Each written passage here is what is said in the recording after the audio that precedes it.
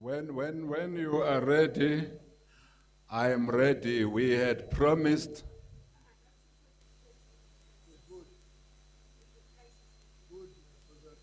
Uh, Comrade Lamona, can I ask you to go there? And no, don't worry, don't worry.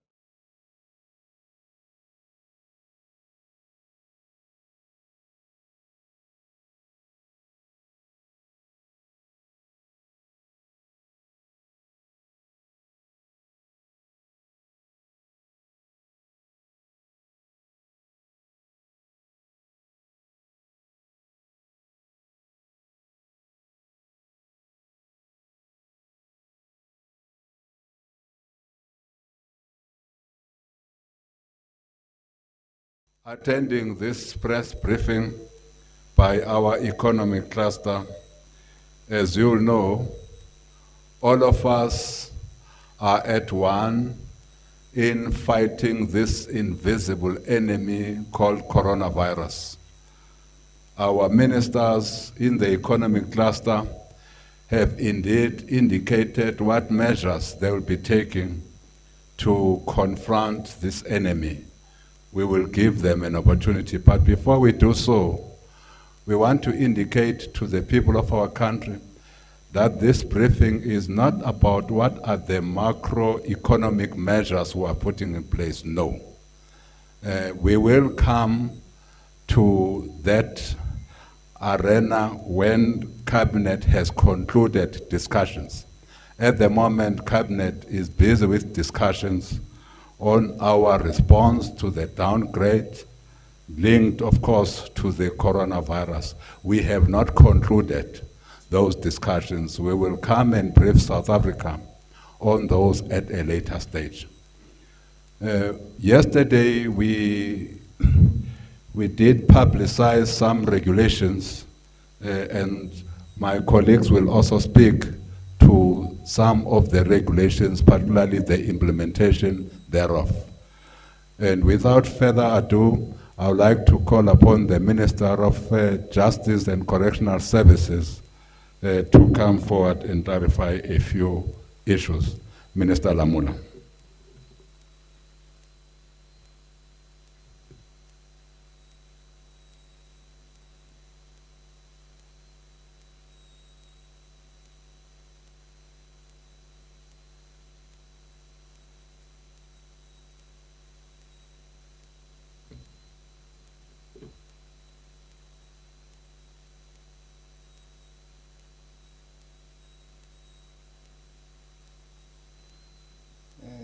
I'm still looking for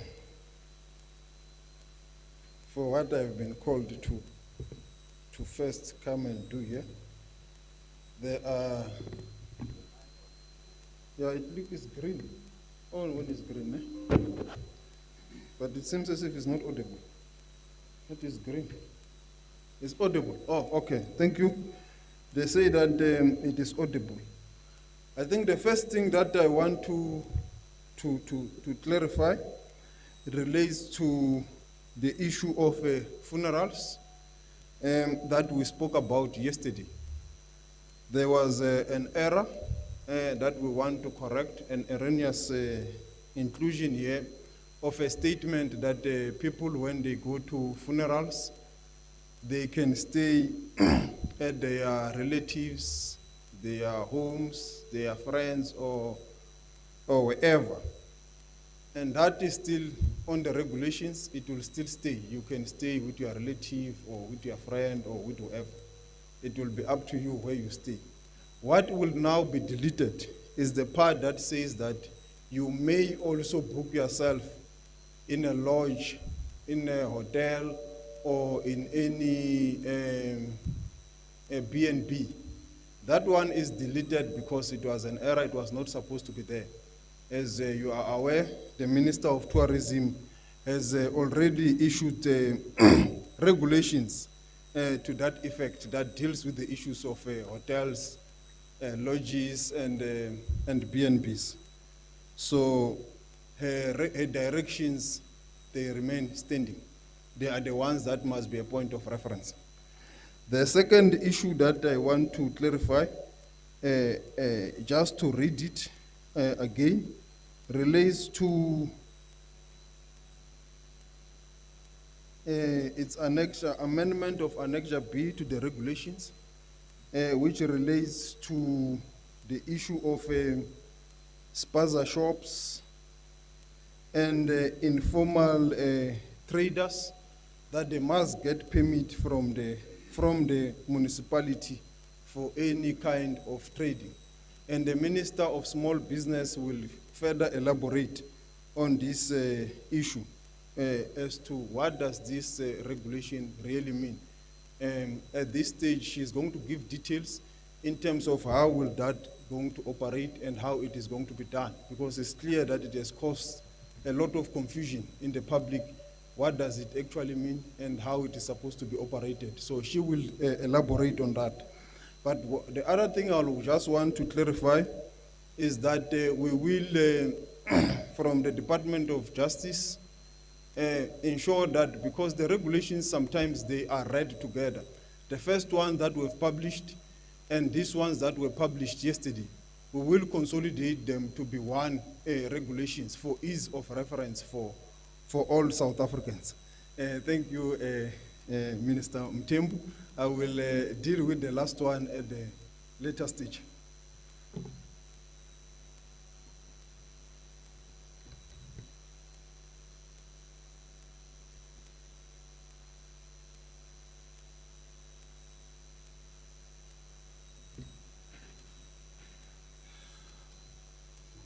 Now, before we call on the Minister of Small Business, I would like to first start with the Deputy Minister of Health to deal with some matters that have arisen in the public domain.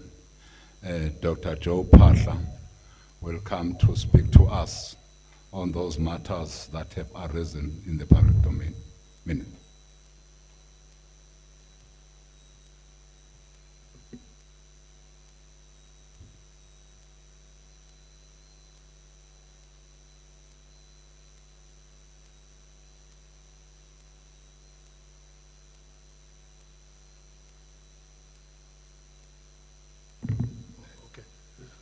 Thanks, Minister. I'll talk to the issue which is in the public domain relating to provision of personal protective equipment for our health workers. Government is very much committed to making sure that the personal protection equipment is provided to all our health workers, both in the public and also in the private health services. The challenge which we have faced over the last few weeks or so has been that there has been inadequate availability. This arises because of the fact that, as you would know, many of the medical equipment, including pharmaceuticals, and other diagnostics, including this personal protective equipment, over the many years have been largely produced in the People's Republic of China. And as a result of the breakout of the coronavirus in China, firstly, this has limited the capacity to produce some of this equipment, but also China itself have been needing most of this equipment and therefore limiting the number of exports. Secondly, when the disease also spread to other parts of the world, especially America, Europe, the demand for this equipment have been rising as these major countries have also been wanting to import from China and other producers. Now, to South Africa, also part of the challenge, as you would have noticed, the fact that this equipment are largely imported, it means we have to purchase using foreign currency. And the more the rand devaluates as against the major foreign currencies, that also limits our ability. But lastly, also, the unintended consequence of the cessation of a lot of logistics in terms of aircrafts, while you limit the movement of people allowing goods, but there is a limitation in terms of your capacity. So those also have had an impact. But we have made efforts as government as a whole, led by the Department of Health, working in conjunction with the Department of Trade and Industry, and also with the National Treasury. But also we have brought in also partnership from organized business to make sure that these matters can be addressed. So we are very confident that having identified all the areas of weakness, working together, having identified what are the key equipment, who are the key suppliers, working together with business. I must say also, working also directly through our Department of International Relations and Cooperation, also working directly with the government of China to assist us in this regard. We have very firm commitments now in terms of equipment which will be coming into the country over the weekend and early in the week. And we are very confident that as we start the next week going forward, we will be able to get adequate supplies. And we have put together a centralized system through which, working with our provinces, we can make sure that we can prioritize equipments which are very key, especially for the frontline health workers, but also in terms of making sure that you don't have provinces competing against each other, because suppliers often play us against each other in terms of consignment of those equipment, but also playing against each other in terms of price. So we're putting all those together, health, Department of Trade and Industry and Competition, and also National Treasury. So we are indeed looking forward to a highly improved situation as consignments will be arriving over the weekend and early in the week. And we are confident that even the issues which have been raised by the trade unions, NEHAU and DINOSA, we will be able to find each other. So we can actually assure the nation that this matter is being addressed, and we'll start to see a lot of improvement in the coming week. Moving away from this one, I just want to take opportunity also just to say we are indeed very grateful for the compliance of most South Africans in terms of the lockdown, many people staying at home. But we also want to again appeal to South Africans to say we are far, far away from, actually a situation where we can say we have overcome. There's still a lot of challenges going forward, and we would want to urge more South Africans, even in the areas where there's been a lot of concern about compliance with the lockdown. We want to appeal to all South Africans to make sure that we all comply so that together we can be able to minimize the effect of this very difficult situation. Thank you.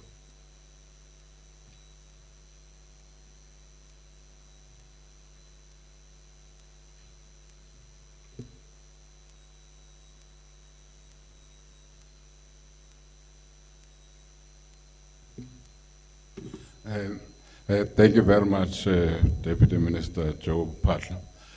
We now request the Minister of Small Business to come and speak to us on matters that belong to her domain of work. Again, with one mind, and that mind is to fight this disease with everything in our power.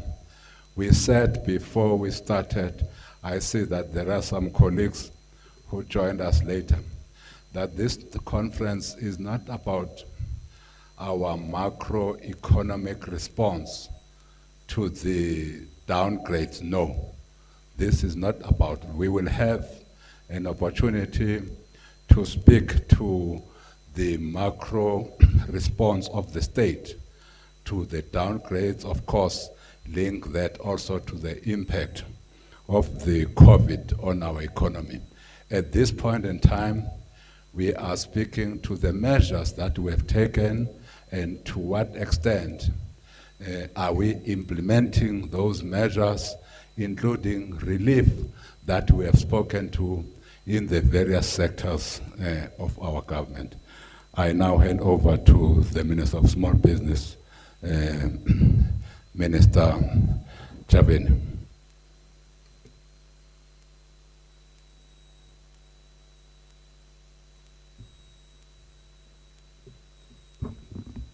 Thank you. Good afternoon. I'd like to first clarify our process, and so far, since we made various announcements, and the progress that we have made so far in terms of assisting small businesses. On the 24th of March, we announced we opened the registration into the SMME SA database for SMMEs to register on that database. I need to clarify the following. Registration on the SMME SA database does not translate to application for funding or for assistance. The registration is to assist us as government to ascertain that indeed the business claiming to be an SMME, it is an SMME. As of 9 o'clock this morning, since the opening of that database, we have registered over 81,000 SMMEs. Similarly, we have also opened the applications for support in the areas of debt relief and also business growth facility. Since the opening of the applications, we have received over 2,000 applications. And we are receiving also issues of people said we have already applied. We want to clarify to entrepreneurs and SMMEs out there, registering in the SMME database does not translate to you applying. We wanted to ascertain your details so that we can verify you that you are indeed an operating or trading SMME, not a shelf company. And this is to eliminate our opportunities or possibilities of abuse of the system. We want to deal with businesses that are already trading. You'll recall that we said for you to qualify, you need to have been in business by the 29th of February 2020. On Tuesday, in a similar briefing, we announced that we are going to announce the date for the Spaza Shop Support Program applications. But from the applications that we have, yes, the last 2 days there have been problems of the uneditable PDF and the issues that, given that internet cafes and copier shops are not operating, how do we download and print and email? And we have now made the form editable so you can complete it electronically and email it to ourselves. So because we are picking lessons from the applications from the two schemes, we have decided to delay and clean up our mistakes from the first round of applications that have gone through so that we don't open the applications for Spaza shops with the same challenges that are at hand. We are addressing those challenges, so next week in due course we will announce the date for opening of the Spaza shop applications.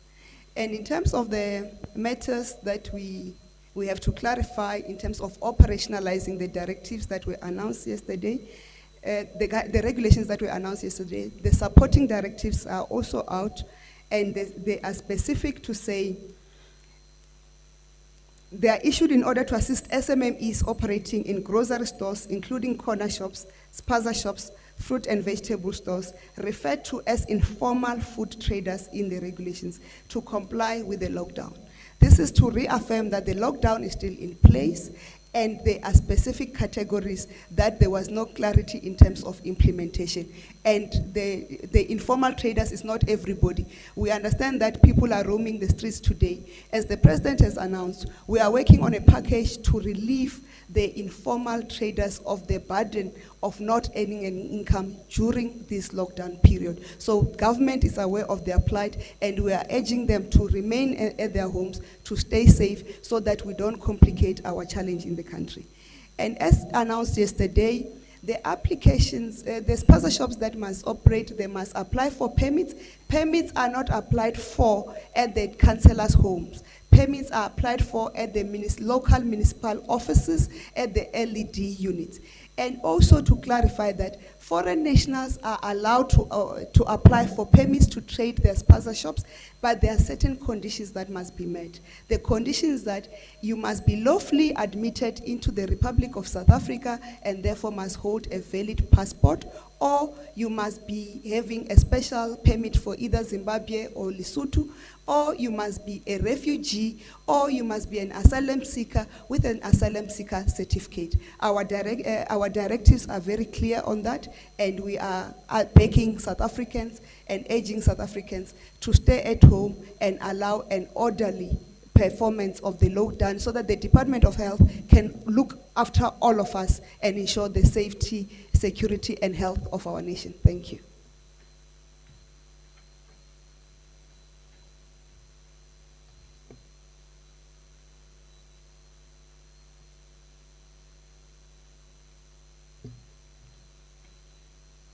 Okay.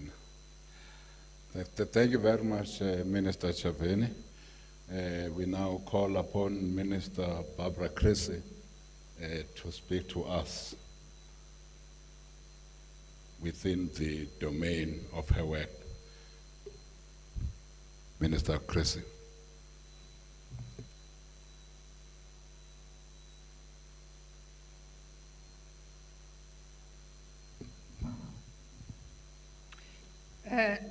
Thank you very much, and good evening. In our previous communication, we outlined that the food industry in general and fishing in particular constituted part of those services that had been defined in the regulations as essential services. And today we want to give a little bit more detail on the measures that we have put in place to allow commercial, small-scale, and interim relief fishers in the Northern Cape and the Western Cape to take advantage of the snook run that is currently taking place in the Northern Cape. Accordingly, fishers in the Northern and the Western Cape may travel within and across the province to catch snook in what is known as Zone A. At all times, fishing teams must adhere to the prescribed hygiene provisions, such as sanitizing of hands, sanitizing the insides of vehicles and equipment. Restrictions on the number of passengers in vehicles must be observed at all times. In compliance with the existing regulations, accommodation will not be opened in fishing villages, and so fishermen will have to only concentrate on fishing in areas where they can move in and out within a single day. We understand that this might not be convenient, but we are trying to ensure that the snook run, which is very important for household security in the Western and the Northern Cape, people are able to benefit from it while at the same time observing the regulations.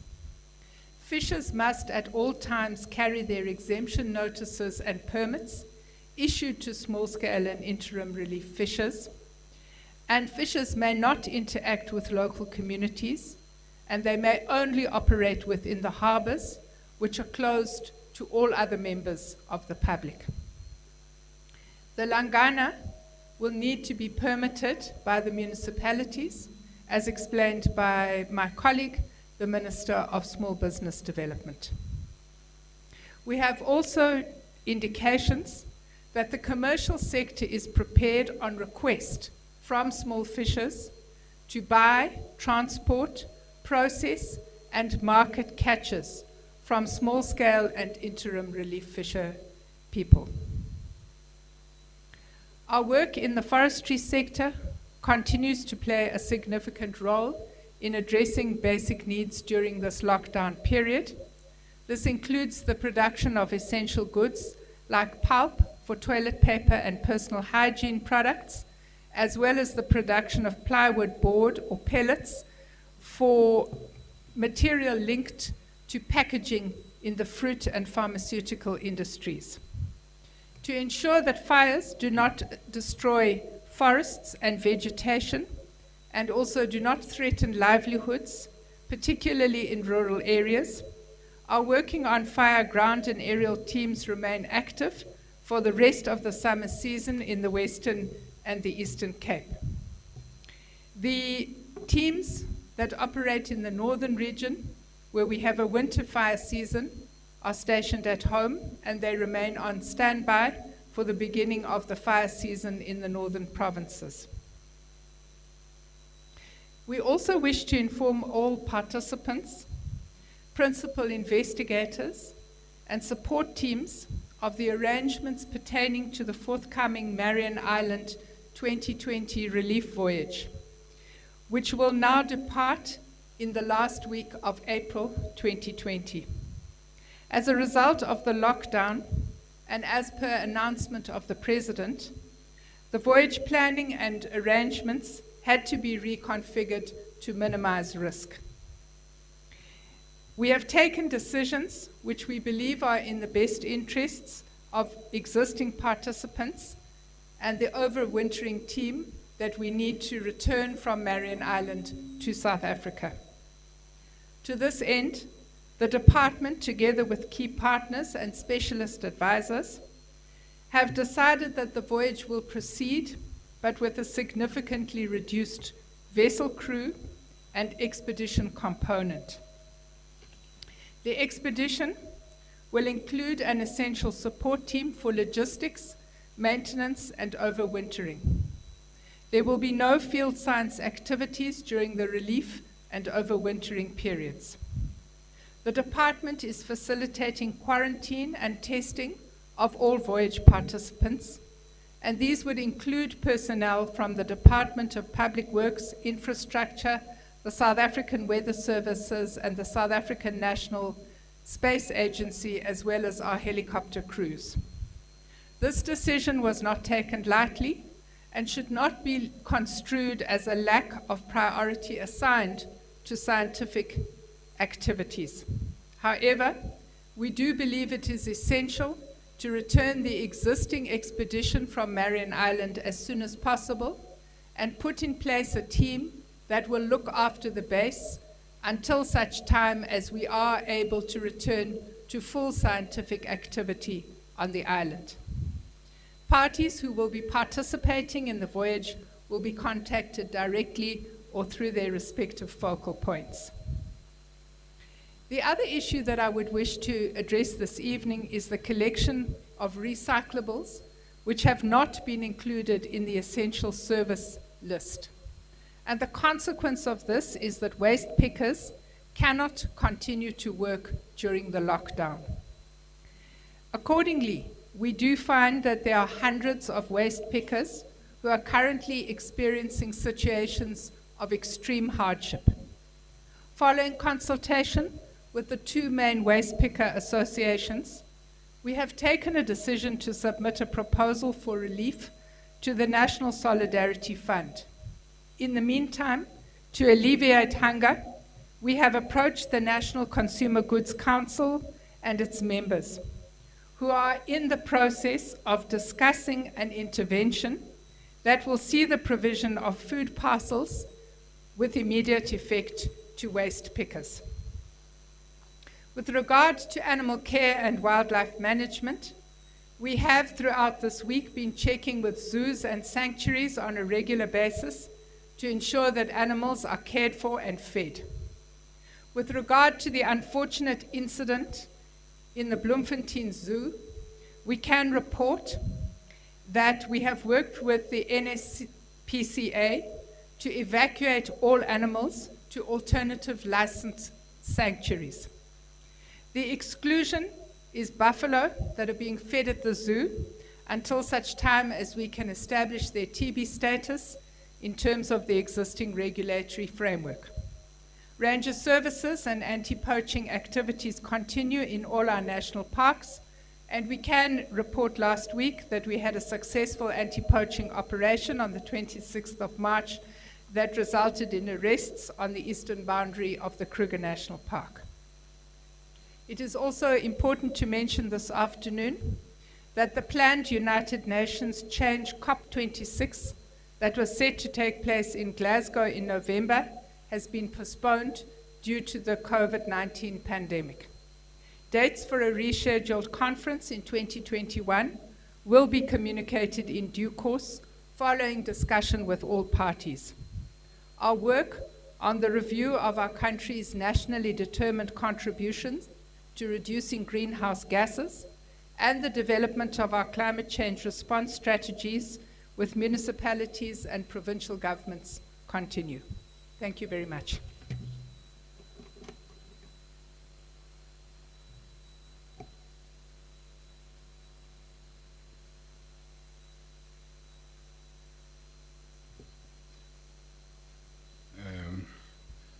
That was the Minister of the Environment, Forestry and Fisheries, Minister Barbara Chrissy. Without any further ado, we now call upon the Minister of Mining and Energy, Minister Mantashe.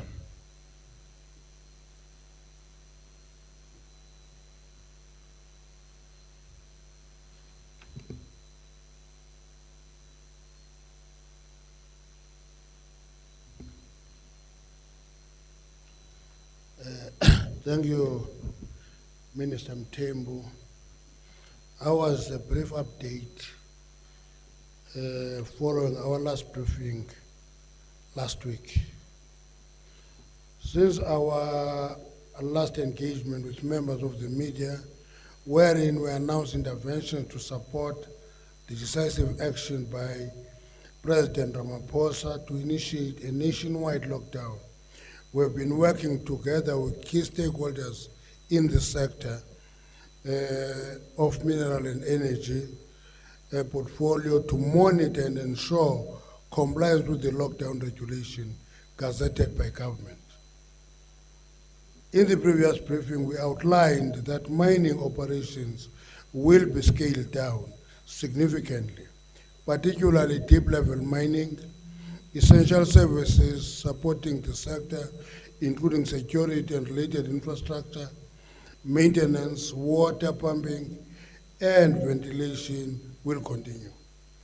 Mines supplying coal to Eskom continue operating. Production of gold, chrome, manganese, iron ore, and other sectors is operating in a scaled-down level to allow smelters and plants which cannot be switched on and off abruptly to remain operational.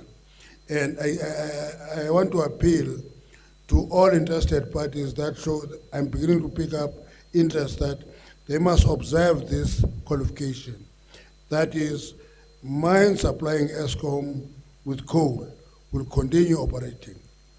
Production in gold, chrome, manganese, iron ore, and other sectors will operate at scaled-down levels to allow smelters and plants which cannot be switched on and off abruptly to remain operational.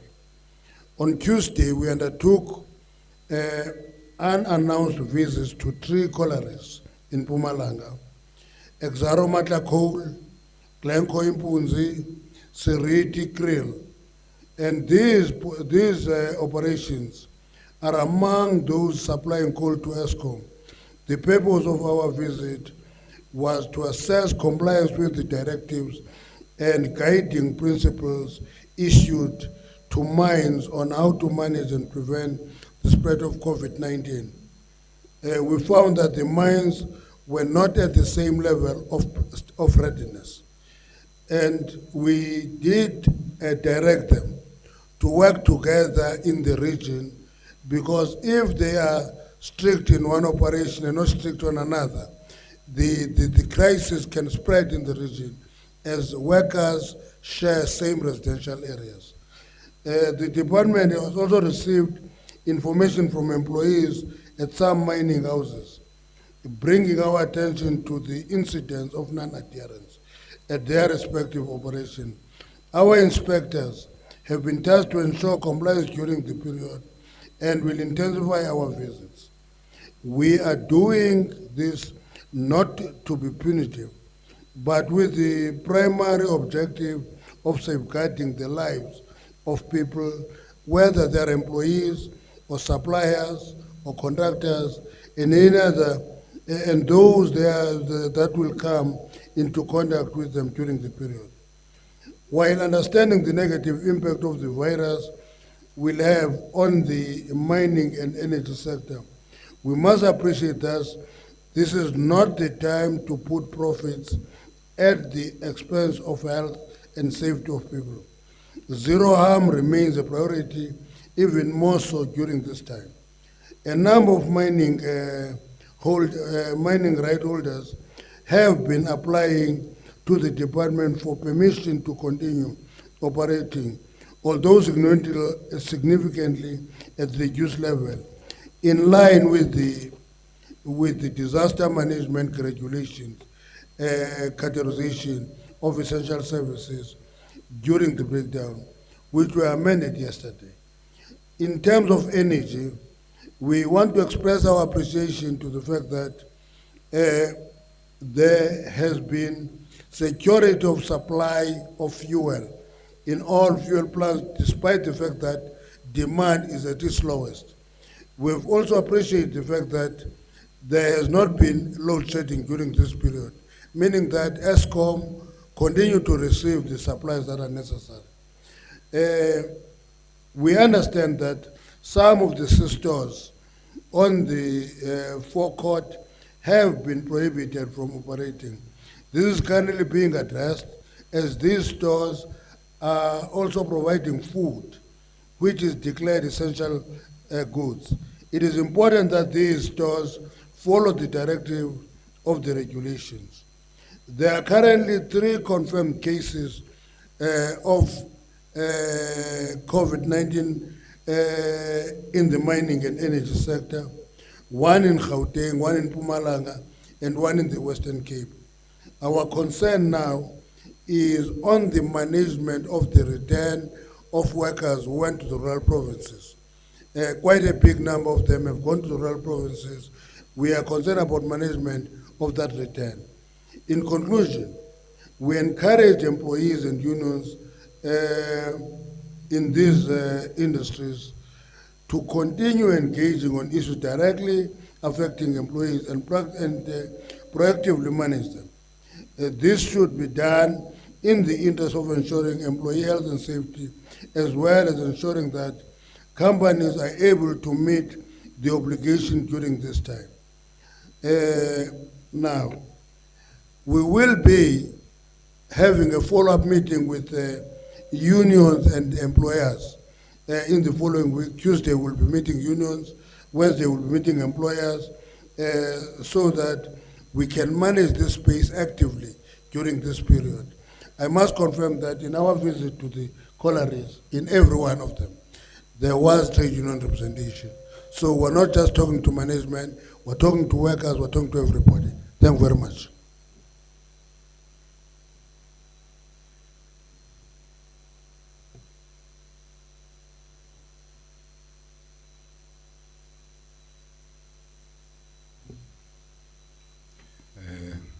Thank you, Minister Mantashe. We now call on the Minister of Transport to come and speak to us, Minister Mbalula.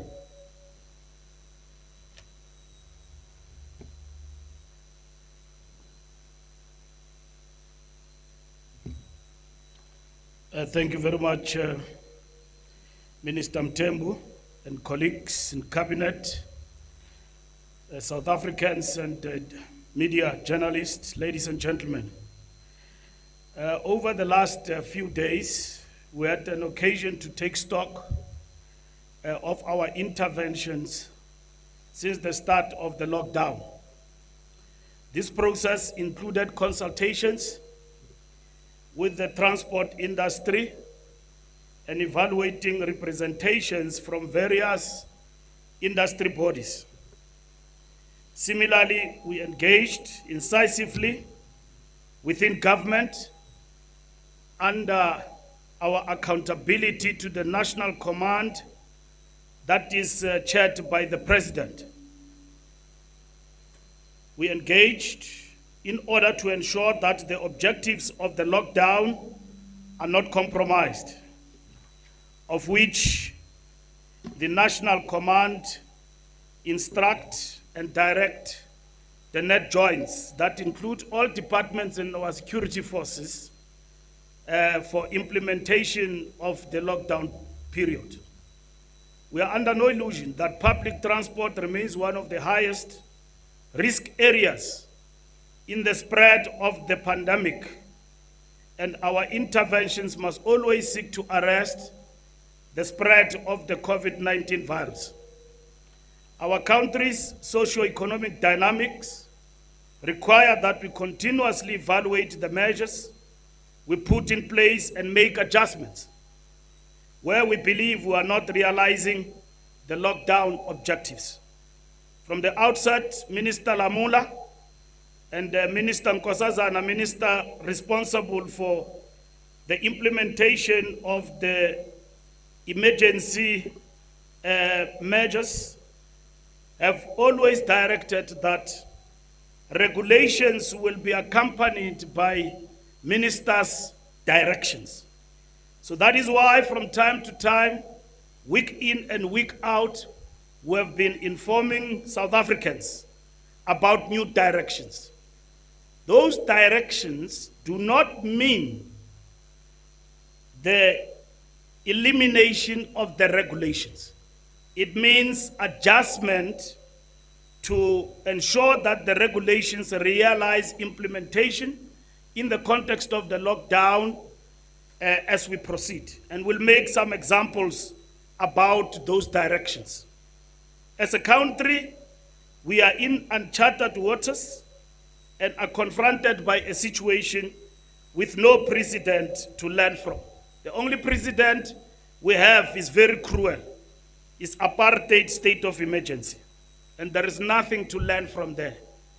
This one of the disaster management is about unity of humankind across the globe and solidarity across to ensure that we succeed in pushing back this scourge.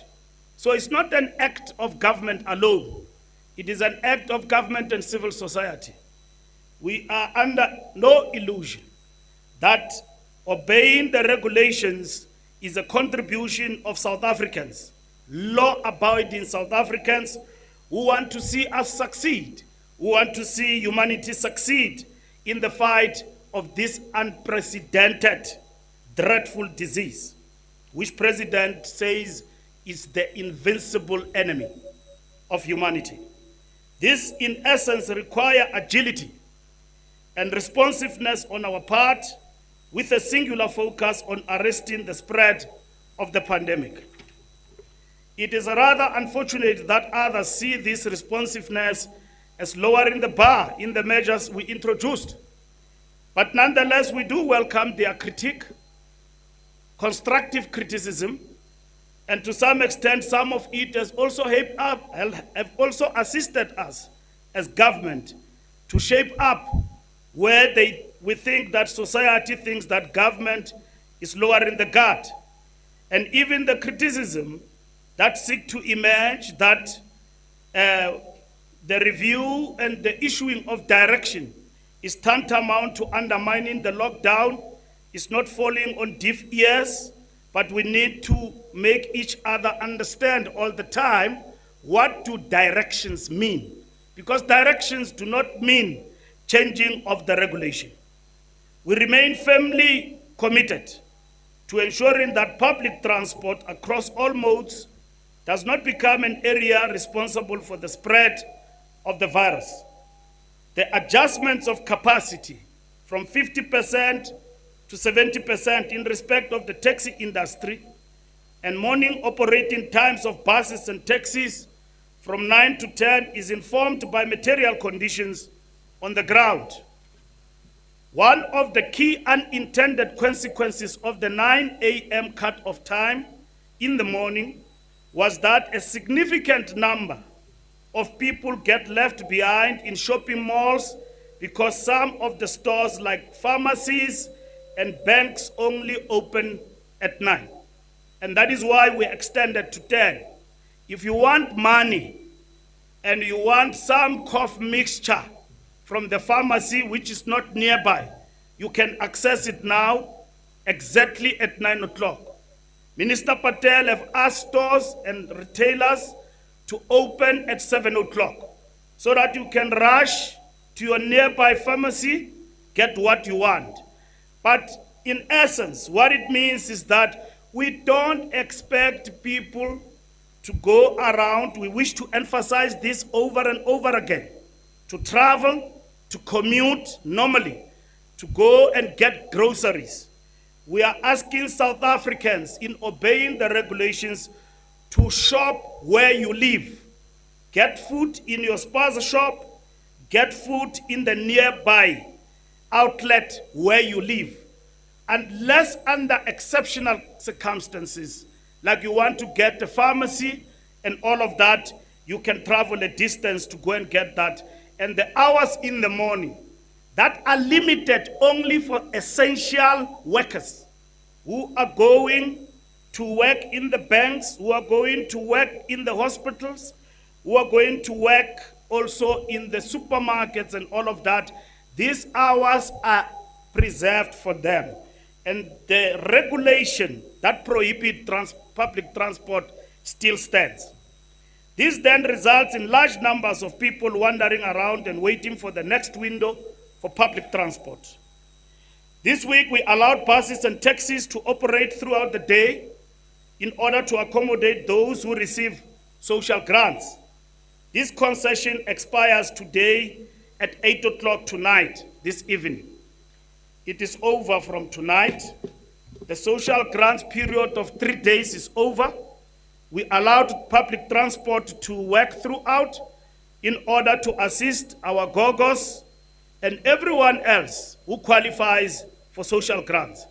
And we did this in consultation for collegiality purposes at the executive level with our colleague, the Minister of Social Development.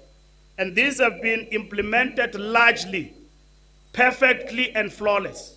But in certain circumstances, there are rogue elements who have taken advantage of this and undermine the regulations under the pretext that they are faring or they are committing old age people and social grants recipients.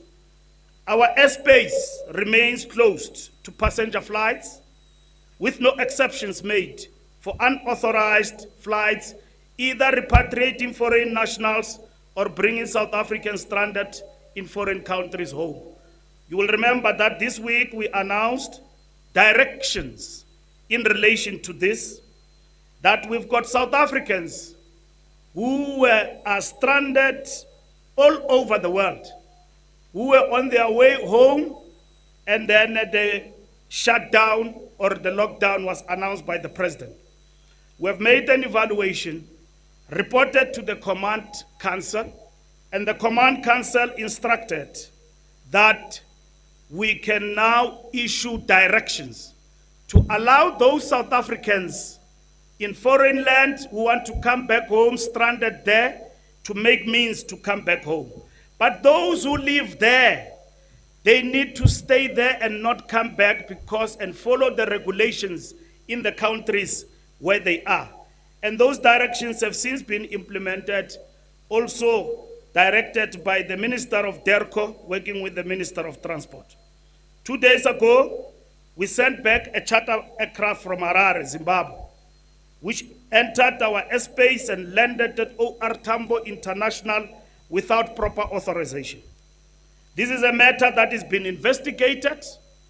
We have issued a direction to this effect. So there is no landing of flights and arrival of visitors which are allowed at OR Tambo. Evacuation for foreign nationals in our country will be undertaken and will be overseen flawlessly, and equally those who come back will be received and be subjected to the regulations of the lockdown, including being mandatory quarantine. That include crews in terms of those pilots and so on. This is matter that has been investigated in relation to the Zimbabwean situation. This direction provides that foreign nationals may be repatriated back to their home countries, provided that their foreign country charters an aircraft to South Africa without passengers, and that crew is not allowed to disembark. Similarly, South African nationals may be repatriated back to the country provided they are in possession of paid flight tickets and will be subjected to a mandatory quarantine for a period of up to 21 days. We have further adjusted the directive to allow the following categories: medical evacuation flights, which should not carry passengers except patients and crew, who will be subjected to applicable mandatory quarantine laws of the lockdown.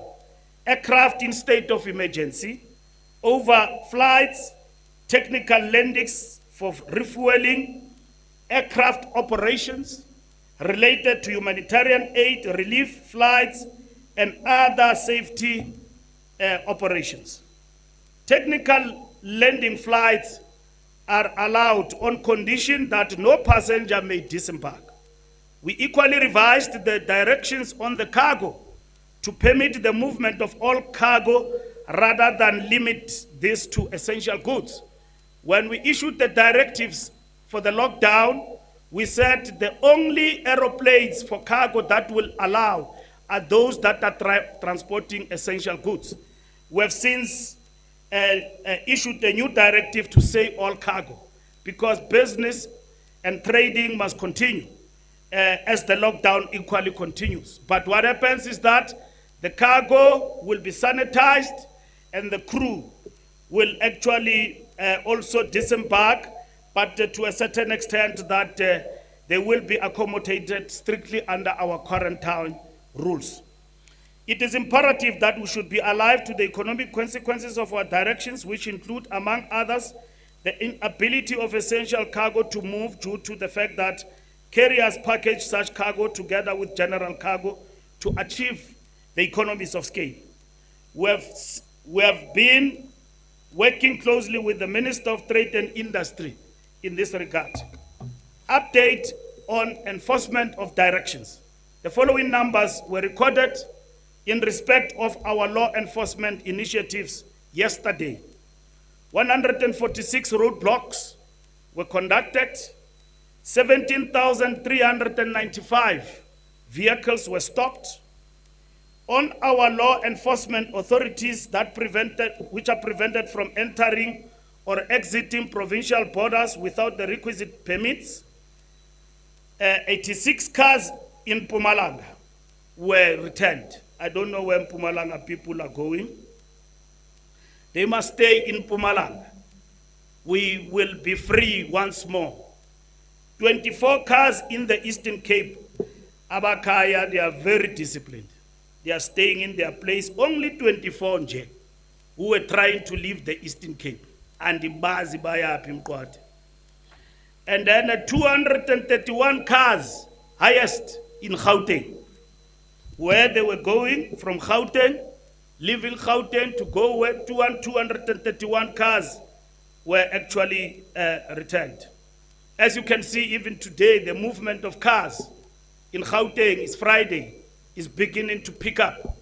And law enforcement is going to be all out to ensure that those rogue and lawful citizens, we impound their cars and we put them in their place. Because there's no need to go up and down unless if there is something very, very important and you are permitted to actually do that. The following offenses relating to public transport were recorded. 2 drivers failed to sanitize their vehicles after offloading, and that is the Uber, what we call e-hailing drivers. 10 drivers failed to wear masks. 2 operators attempted long distance or interprovincial travel, that is minibus taxis, trying to say, maske sigobe apha ebusuku, sihambe sibone ukuthi ekuseni mabevuka wasithola sikhona endleleni ebusuku nemini, trying to undermine the long distance shutdown. 32 e-hailing providers were caught carrying more passengers than permitted. 56 minibus drivers failed to observe the maximum limit on passengers. There are many of this kind.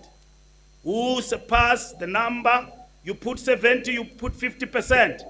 All the time, they undermine the health of our people and get passengers more than what it is expected. And that is why we changed and we acceded to this point of 100% that no, it will not work. 100% will not work. They will simply overload all the time.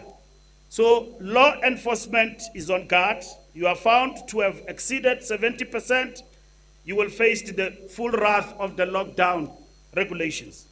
2 operators attempted to provide cross-border passenger transport. As of tomorrow, 4th of April 2020, public transport operating hours will return to the morning and afternoon peak times, with slight amendments as follows: 4 a.m. From 5 a.m. to 10 o'clock tomorrow. Taxis will operate 5 a.m. to 10 a.m., which I've already explained. The extension of with 1 hour, what are we actually addressing? And at 4 p.m. to 9 p.m., taxis are permitted to ferry commuters at 70% license capacity. We extend our appreciation to law enforcement officers who are hard at work and go beyond the call of duty to ensure that we are able to arrest the spread of this pandemic and save lives. We thank our ordinary citizens who continue to obey the regulations and keep us on our toes as government to ensure that we don't prevaricate, we don't miss the point when it comes to the implementation of the rules. And we exercise vigilance in ensuring that they remain healthy. We will strengthen the arm of the law to deal decisively with those who flagrantly disregard the regulations and expose others to possible infection through their reckless behavior. Our law enforcement officers must enforce the law without fear or favor and adopt a no-nonsense approach towards those who continue to place the lives of others in harm's way. We have noted a number of fake social media posts making rounds, creating an impression of general disregard of lockdown regulations. And I'm going to circulate through my Twitter account and GCIS and Department of Transport this fake news. Somebody posted on Facebook and everywhere and say, this is Pulukwani this morning. Pulukwani this morning after the relaxation of regulations. It has been found that that video was taken some years back in one of the provinces. It's not from Pulukwani. The real Pulukwani is still under lockdown. Minister Kyle and Deputy Minister of Police have been to Pulukwani even this morning, ensuring that everything is under lockdown. But this video has gone viral, seeking to suggest that South Africans have abandoned everything and they are back into the streets because government is not acting decisively on the regulations. We accept where an impression could have been given that regulations have been relaxed, we will recover with speed and ensure that everything is in order up until we reach the 21 days lockdown. I thank you, Minister.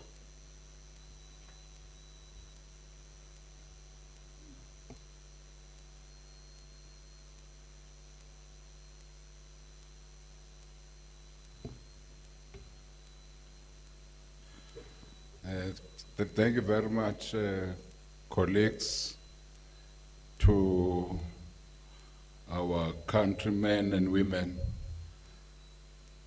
These are the briefings and updates that we have today for you.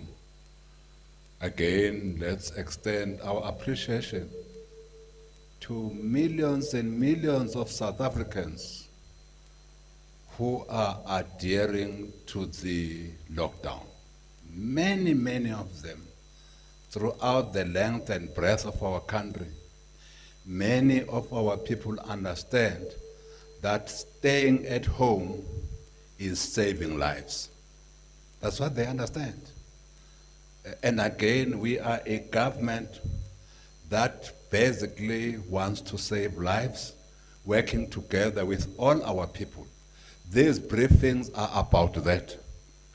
And perhaps we should also say that where we are criticized legitimately, we make improvements. Because we are just human beings too. We are capable of making mistakes. Where such mistakes are brought to our attention, we are a government that listens, and indeed we do make amends. Having said that, we will now take questions as we always do. We start, by the way, we have not said that this media briefing is virtual. We are video conferencing. We have no journalists here. It's a virtual media briefing. Journalists are where they are. Others in their homes, others probably where they work. But we are now ready to take the questions. Let's start with there's nobody at the moment. Okay, we'll start with our WhatsApp. You see, we are so organized.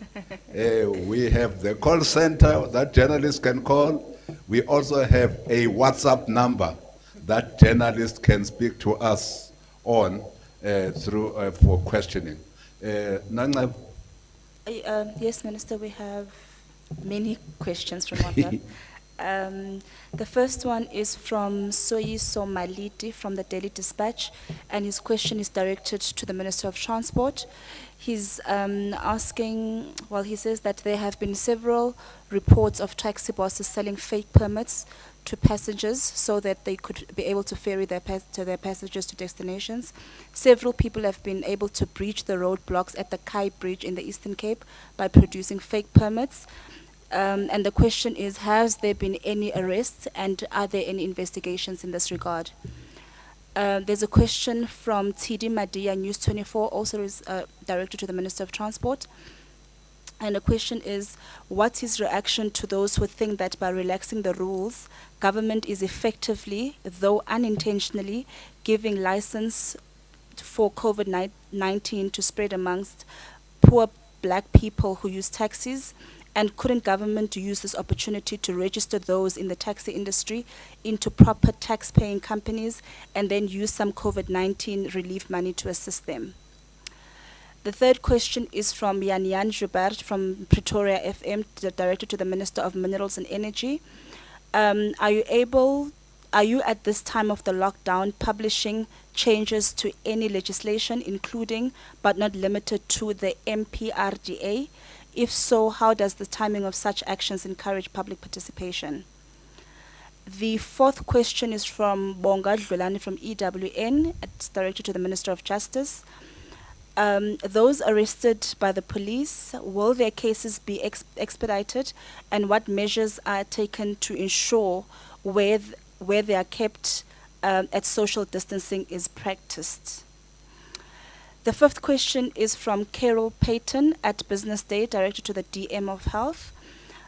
She's asking how much PPE has government procured, how many masks and how many glasses and pairs of gloves, and how many tests are available in the country for both public and private institutions.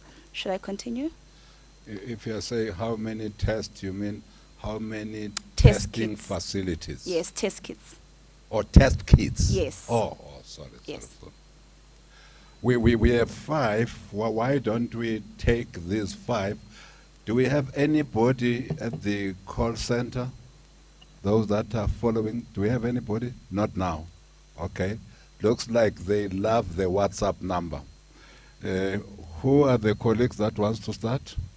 Minister of Transport?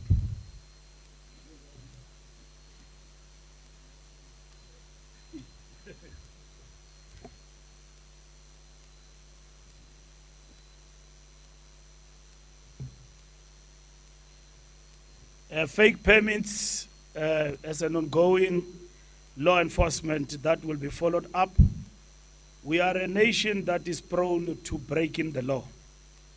Even without corona, even without the lockdown, we register many cases year in and year out of drink and driving, when the law is very clear, don't drink and drive. We are a nation that is prone to breaking the law. And this lockdown is giving us an opportunity to give an examination to ourselves about a nation that is changing, to accept things and accept the rule of law. Because there's no need for people to sell fake permits. Yes, where such is found, they will be arrested. And now that it has been brought to the public, and we are all aware, law enforcement will be made aware that somewhere in the Eastern Cape and probably in the country, somebody is busy undermining the regulations and the law by selling fake permits to citizens of our country. Because we have said you can get a permit by going to a police station. So we know that the stamp of the police station is the cheapest stamp of promoting fraudulent activities for everything. So because we talked about the police station, you will simply go at the police station, fake death, do all sorts of things because you want to travel to visit your friends in the Free State. Don't do it, because you are endangering the lives of others. We are fighting something that we don't know, we can't touch. It's like a ghost. It's not something that you see coming. And it is only, we are told by doctors in the Department of Health, led by the two capable doctors, that we can only, and the World Health Organization, fight this by keeping a distance and by doing all the things, washing our hands and staying at home during the lockdown to flatten the curve. It does not mean after 21 days we would have won the war. The war continues. This is but just a battle for 21 days to stop the spread to a point where this is uncontrollable and we can't handle it anymore. That's what 21 days is all about. But it doesn't mean after 21 days, everything else will be back to normal. And the command and cabinet will make a decision about the way forward when we arrive there. Relaxing the rules, I have explained, and I don't want to be over defensive. We have noted what you raise, but I can explain in terms of transport in relation to the 70% and repeat again that we took that decision to alleviate the taxi industry in relation to the basics of fueling the car and probably paying the driver, which under the circumstances, they are making a huge loss with no recovery. Why are we not introducing relief? We are looking at that. I've explained that to the taxi bosses and the taxi leadership in the country, that government is looking at that. But I cannot bring something in public that we have not had any agreement about. Other ministers who are operating in an environment where their entities or small, medium, macro enterprises are registered and it's easy for them to give them a relief, have already gone ahead to introduce relief mechanisms. I can't do that in transport. I have to look at how such can be structured and be done. Is it doable? Yes, if there is resources. Will it be done? Yes, it will be done once we have concluded the package at the level of government. And yes, it will be announced if it is doable at the end of the day. Are we considering it? We are on top of it as we speak. So that's what we're doing, and I've briefed them about it. Subsidizing the taxi industry and regulating the taxi industry is on top of our agenda. By now in April, we will be convening a taxi indaba. There are two things we must agree upon with the taxi industry. 20 billion rand business, but nobody can see that money because the money, 20 billion rand, must find effect in the businesses regulated to the commuter. First, the fares must go down because the business is subsidized. But because it's unregulated, unsubsidized, the fares are high. And secondly, to purchase a vehicle like taxi is too expensive. Even with recapitalization, 15 to 18,000 per month installment. And that is why there are wars in the country of taxi industry. Part of the problem and the genesis of these wars, fundamentally, they are about the economics and the financial redistribution and regulating the industry. As government, 6 administration, we are intervening. And we are negotiating very hard. And in the platform we've created with the taxi industry that will lead to firm resolutions that will go to cabinet on these particular matters before end of the year, will actually take us somewhere as the taxi industry in South Africa. So coronavirus is visiting us when we're engaged on these particular matters. I've spoken to all industry players on these issues and preparing for Indaba. I'm left with NTA, which I'm going to be speaking with them and engaging with them and all of these particular issues as we proceed going forward, and all others that we have not as yet engaged with. All our MECs are on board in relation to this throughout the provinces in terms of the issues I'm talking about regulating the taxi industry. Thank you very much.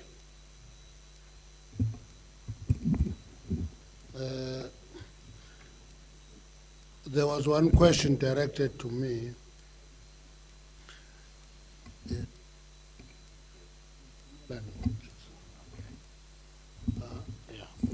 There's one question that was directed to me. The department is working normally. There's no lockdown in the work of government. Many work from home, but always a reduced team in the office every day. So if there is legislation that is in the pipeline, we don't stop it because there's a lockdown. The process continues, but people must remember that you can't amend law by a stroke of a pen. It has to go through a long process, including the parliamentary process. So there is no lockdown on the department. There's a lockdown on the movement of the people, but the department must continue to be operational all the time. Thank you very much. Thank you. Minister of Justice.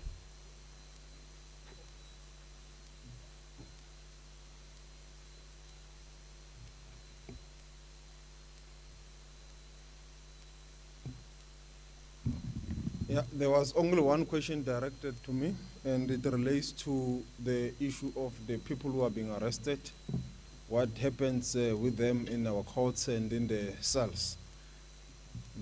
As you will have seen, we've issued a directive that relates to the operations of the courts, and the directive also includes the issue of deep cleaning of the various facilities that we have, the courts. That includes also the police cells in terms of our consultation with the Minister of Police, and it also includes the sanitization, the deep cleaning of the correctional facilities, because it is an entire value chain from the police cells up until correctional services, hence there's a need for that coordinated approach. There's also a clear provisions in terms of the Criminal Procedure Act, in terms of what bails can police fix and what a bail can a prosecutor fix. And those provisions, we are encouraging that the police and the prosecutors should be able to use them during this period as and when it becomes necessary to avoid any congestions in the cells and also in the courts as and when people make the first appearance, so that we're able to have that social distancing. The matters that must come to court for any first appearance or bail applications should be matters that could not have been fixed and resolved by the police and by the prosecutor. Thank you.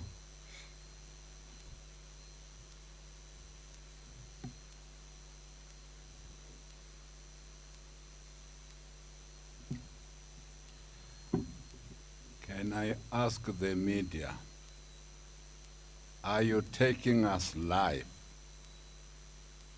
now? Just asking the media. Are we live now, or are we having some live crossing in Cape Town? Cape Town is live now. Cape Town is live for all the channels now. we might have to perhaps pause, in my view, and allow the Cape Town press briefing to be concluded so that we can continue. It's very unfortunate.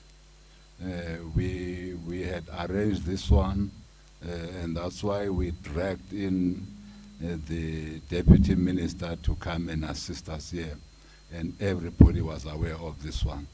But be that as it may, I will ask that we pause and allow the press briefing in Cape Town to be concluded, colleagues, if you don't mind, so that we then continue after that press briefing is concluded. Agreed? Thank you very much. You remain quarantined.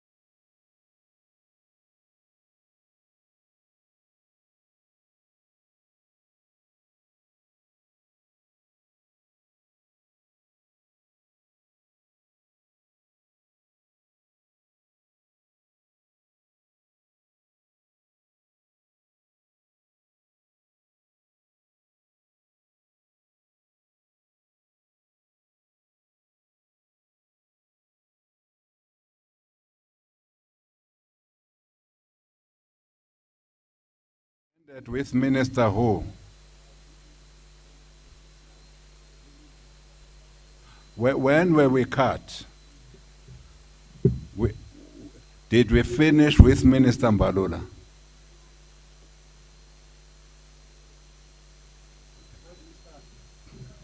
I think let's just make things easier. Let's start with Minister Mbalula. Yes, answering questions. Let's start with you answering that question so that, because we don't know exactly where we're cut and we're not alerted.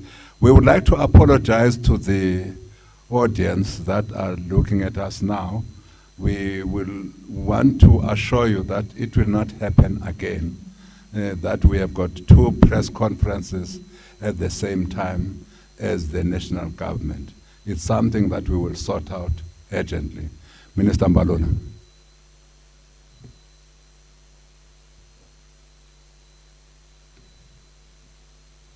Thank you very much. The questions that were asked in relation to the fake permits, I've said that in South Africa, we are a nation that is prone to disobedience and breaking the law. We know that week in, monthly, year in and year out, we keep registering high figures of drink and driving. We keep registering high figures of reckless driving and so on. Even under the lockdown, there are those who think that they can circumvent the lockdown regulations and go to the police stations and fake permits.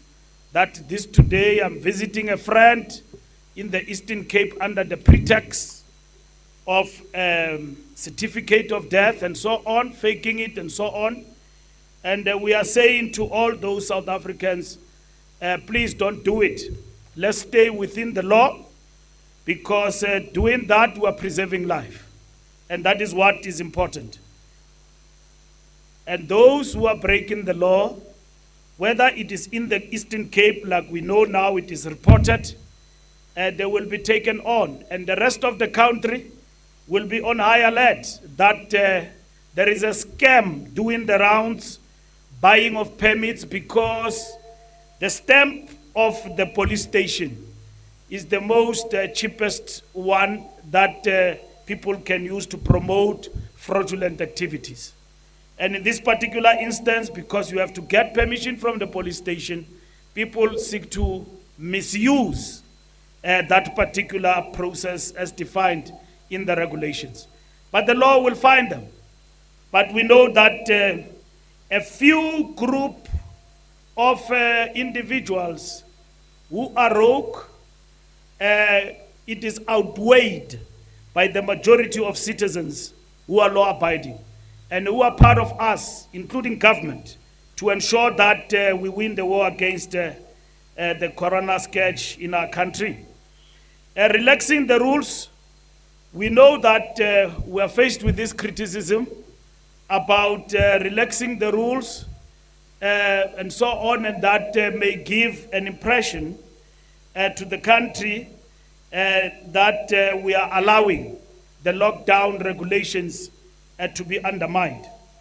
We wish to assure South Africans that where we have been advised and overwhelmingly inundated by advice from citizens, as a government, we have allowed that to sink, and when necessary, we have actually changed.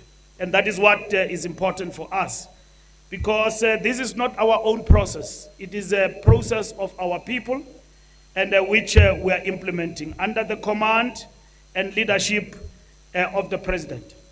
In that regard, the Taxi Relief Fund, that I'm sure that some of the colleagues within government who have considered the relief fund for their own departments and so on, they are informed by the fact that they operate within an environment that is regulated. In our case, are we considering this? We are. Is there a decision? Not yet. We're looking at the structure if we have to implement and the resource capacity of the state and government to be able to implement such a fund for the taxi industry. And therefore, when the coronavirus visited us, we are already in the process of discussing the regulation, discussing regulating the taxi industry in South Africa on two things: to ensure that the industry is regulated, but secondly, it is subsidized by government.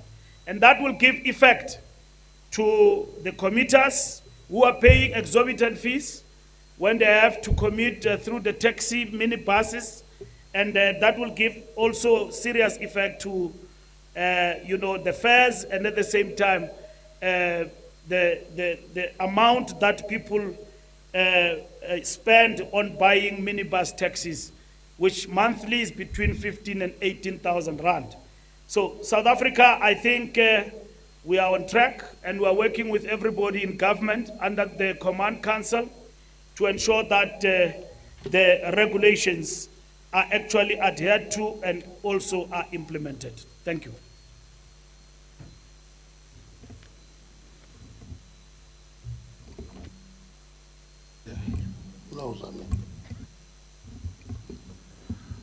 Again, we'll request Minister Mantashe to respond to the question. Yeah, the point we're making is that the Department of Mineral Resources and Energy is working normally. Many of the staff members working from home, but there's always a small contingent in the office to attend to all issues. So everything that is in the pipeline will be processed. But people must remember that no amendment of legislation is done at a stroke of a pen. It follows a long process that includes the parliamentary process. So anything that suggests that we're trying to amend legislation quick is far from the truth. Thank you very much. Thank you, Minister Mantashe.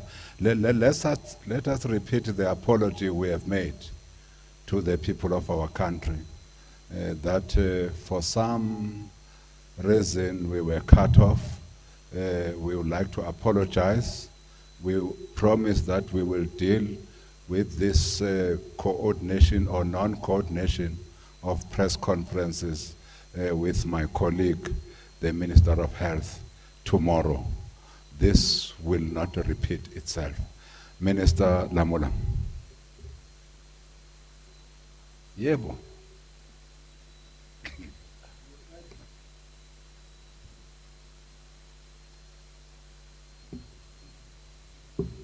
Yeah, thank you. I have got one question that relates to how do we deal with the people who have been arrested in the police cells and also in the cells of the courts, including the correctional facilities, to ensure that at least they are not exposing each other. Firstly is that you will be aware that we have issued directives that relates to social distancing with the courts and limiting the accesses by various role players in terms of the courts, only those that are supposed to be there who have got an interest in the matter being present. And when people do get arrested, the police, from the police vans, there is a process of deep cleaning, the cells itself, sanitization and deep cleaning, the court cells in the court precincts, there's also that deep cleaning, including our correctional facilities. So there's some kind of a relay effect from the process of arrest up until the correctional facilities. And it is important for that coordination because these things, they interlink with each other or they are integrated. A person who moves from a police cell to the court cell, from the court cell to the correctional facilities. Hence, it's a coordinated approach from justice and correctional services and the police to deal with that particular aspect to ensure that there is no, to minimize the level of exposure.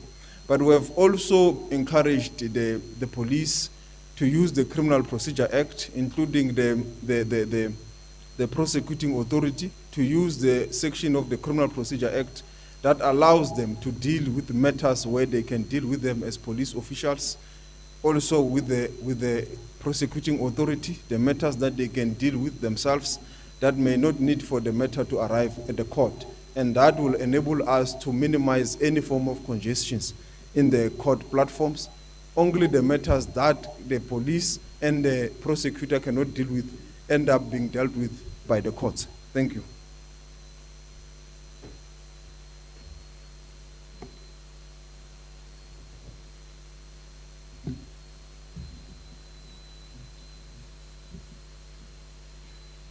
Deputy Minister of Health, Minister Pal.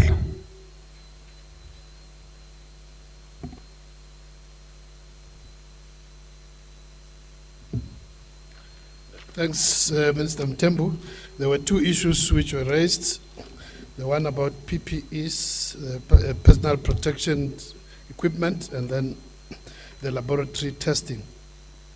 Starting with the PPEs, our approach thus far has been to provide the support financially to provinces and also the systems, the procurement systems, and then allow our colleagues in the provinces to determine the orders which they can make.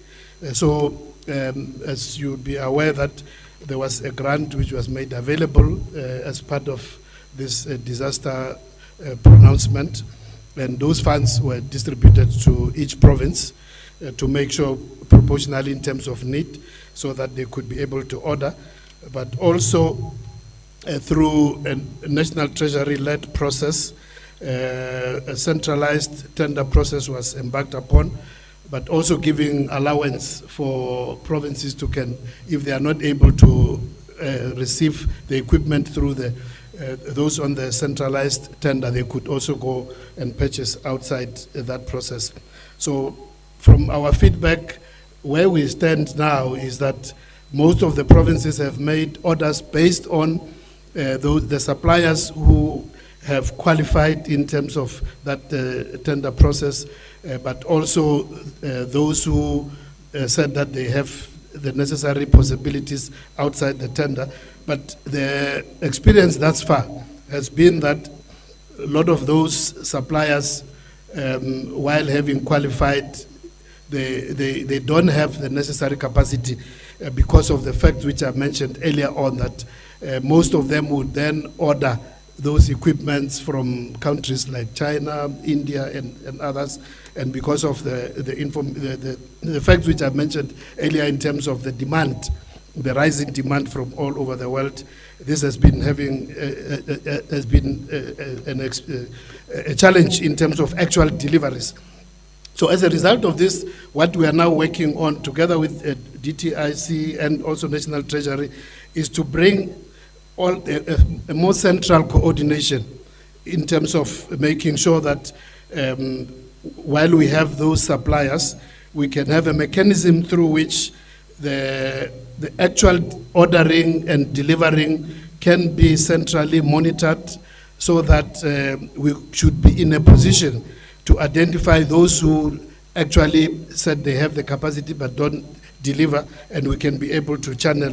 But also through that process, it's only then that we'll be able to can say that from this week, these are the orders and these are the numbers which were delivered, whether we're talking about gloves, whether we talk about masks, whether we talk about sanitizers, whether we talk about ventilators. Going forward, once we've actually perfected this mechanism, we will be able to be in a better position to can actually monitor the performance, both financially and also in terms of actual equipment.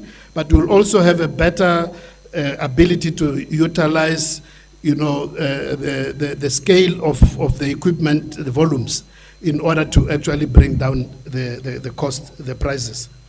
On the lab side, the way the system thus far has worked, and I'm sure Minister Mkhize mentioned a number of times that almost 80 to 90% of the results which we have currently have emanated from private doctors. As you would be aware that most of the 1,460 something patients thus far who have tested positive, a large number of those has been largely from imported cases, arrivals from traveling and so on. So those would largely have been detected through private doctors and done through private laboratories. And at this stage, we have not been regulating in terms of how much capacity the private laboratories. Our focus has been on the National Health Laboratory Services. And the NHLS has been increasing its capacity. As you might be aware that just a day ago, they were releasing more than 60 mobile laboratories which are going to be sent. In fact, most of them have already reached the provinces and the various districts. The NHLS is also ramping up its capacity from a capacity where it could deliver about 5,000 reports per day to now at the capacity where they will be able to deliver more than 30,000 results in a day. But also we are working on the rapid tests, which are being evaluated by our South African Health Product Regulatory Authority. The rapid tests will be able to deliver results much quicker. There are a number of technical issues which we have to make sure that the SAPRA can assess the capability of this.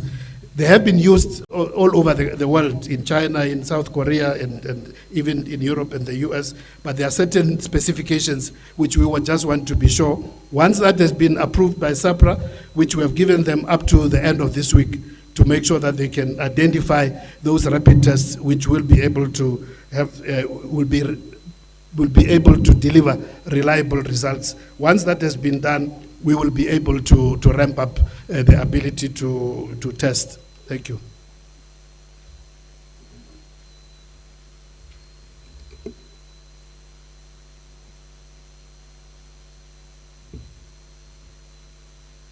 Thank you very much, Deputy Minister.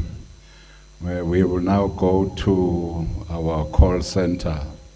I know that we do have questions. Can we get the first question? Minister, the first caller is Warren Thompson from Business Day News. Warren, the opportunity is yours. You can speak to us. Good evening, Minister. Thanks very much. Just to Warren Thompson from the Business Day, just to clarify what Minister Dr. Joe Prashler was saying there. So is the capacity as we speak, the government... Just a minute. That is open where you are. That is on. It's either your radio or your TV or both. Can you assist us, because we are having this echo here. I don't know whether I'm right or you are too near to your microphone. Let's try it again and see how it goes. Okay, so does that sound a bit better? Much better now. I don't know what it is that we are sounding much better. Right, thanks, Minister. I just wanted to direct my questions to the Deputy Minister, Joe Prashler, again, and just to be clear. So, was he confirming that the NHLS could conduct 5,000 tests a day to detect the virus, and they have sufficient inventory to do that? And then, just as an add-on to that question, with the private sector, how many tests is the country capable of doing a day? And how long does it take you to process the tests? And then the last question is around beds with ventilators. How many patients can the public and private sector treat at the moment using the ventilators or the respirators, as they're called? Thank you very much, Warren. The next caller. Minister, the second caller is Vuyo Mvoko from ENCA. Welcome, Vuyo. You seem to be a master in this system. Hi, Minister. Well, it's a bit of a nightmare today listening to trying to monitor two briefings at the same time. But anyway, to the Transport Minister, flights repatriating other countries' nationals. Are there Something that looks like a radio or a TV that you are next to, please, because we are having serious echo here. If you can assist us with that, please, so that we can hear you clearly. Please, Mr. Mvoko. Okay. So I was asking the Minister of Transport whether there are any flights leaving in the next week,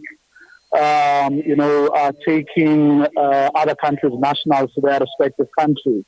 If so, when and to which destination? But also whether there are any plans to bring back South African nationals who are stuck abroad. And then to the Deputy Health Minister, when you spoke right at the beginning about problems you encountered in your procuring of gloves, sanitizers, ventilators, and so on, I'm assuming you were talking about what the country is buying from China. Now, the International Relations Minister the other day said China was one of the countries that had offered to assist. Have you taken them up on their offer to assist? And if so, what will you be getting from them? Thank you, Mr. Mvoko. I know that we have another caller, the third caller. The third caller is Mshengu from Sunday Times. Mshengu, you seem to be an expert in the system as well. The opportunity is yours.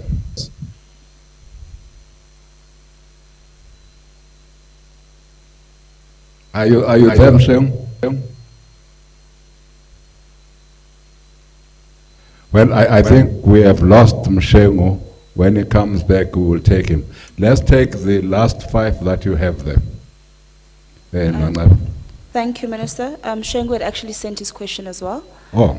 Yes, it's directed to... So he was double dipping. Yes. And it's directed to the Minister of Transport. He's asking if the taxi relief fund the Minister is referring to is currently operational, or will this be after the lockdown? Moreover, has government considered talking to SA Taxi Finance about a payment holiday for taxi owners owing to the lockdown? The next question is from Alan from the Business Day, and it's directed to the Minister of Minerals and Energy. He's asking, please say what is happening to coal exports. Are the railways and Richards Bay coal terminal in operation? Secondly, on the approvals granted to mining companies to continue to work, how many employees remain on site and in jobs? Then there's a question from Marcus Lowe from Spotlight, directed to the DM of Health. Can he please comment on the forced isolation of 2 doctors in a provincial facility in Limpopo? When can they safely be self-isolating at home? Is this in line with national policy? And are we not concerned about the message this incident is sending to healthcare workers? Then we have a question from Tabo from ETV News, directed to the Minister of Small Business.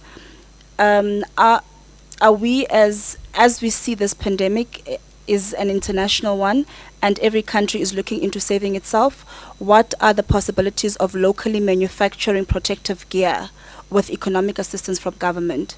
There's also a request for the Minister of Small Business to please state whether where SMMEs can register and whether there is a hotline or a website to that effect. Thank you. So we have all the questions now. Let's finish them so that we don't come back to you. All right. And the last one is also directed to the Minister of Small Business from Given at Dipolitiki News. And he's asking, please be more specific, who are the informal food traders? Are they the fruit and veggie ladies by the corner selling cooked, and does this include the ones selling cooked meals at the taxi rank? Are they, in brackets, informal traders, going to be tested prior to issuing permits? And what are the LED and health inspectors' state of readiness within municipalities in this regard? Thank you very much. We don't have anybody online. Thank you very much. Colleagues, who wants to start? I'm in your hands. You can start, Minister Mantash. The question about coal exports. There have been quite a number of requests for coal consignments to be delivered. They all registered with the department. We have allowed them to go, because sometimes that consignment is an emergency in the receiving country. We've allowed them to send them. It applies beyond just coal. It goes to other minerals that are standing in the ports ready to be exported. And when we get a go-ahead from the Minister of Transport, we do allow them to go, but we collaborate with the Ministry of Transport to allow that export. And how many workers remain at work?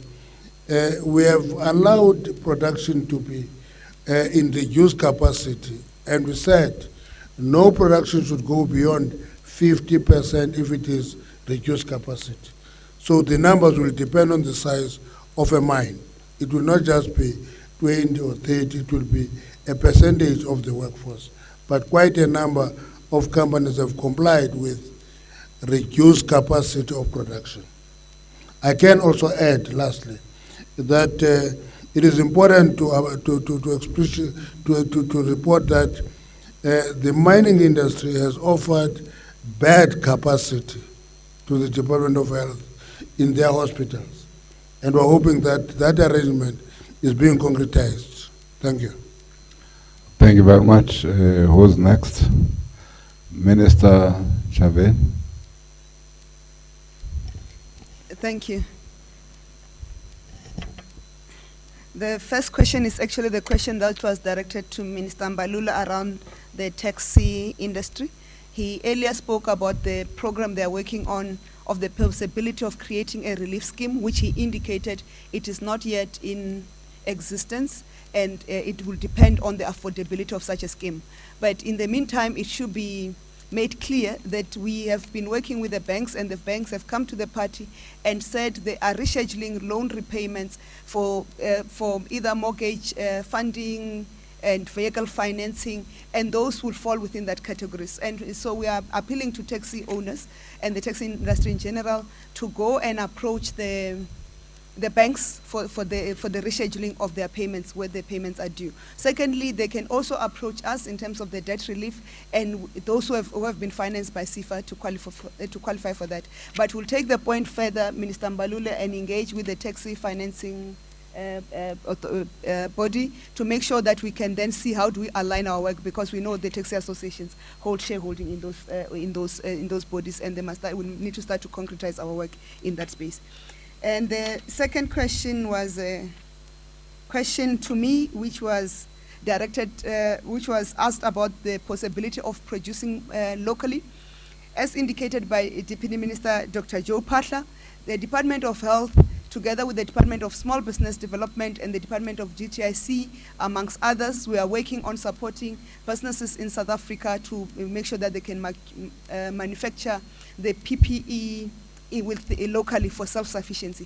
As a Department of Small Business Development, we have announced, I spoke about it earlier, our Business Growth and Resilience Scheme. It's meant to support small businesses who are producing to supply the needs of the Department of Health and also food and other related products. The third question to me was the question on where do SMME register to access debt relief funding. We said for the SMMEs to apply for debt relief funding, they must first register on the smmesa.gov.za.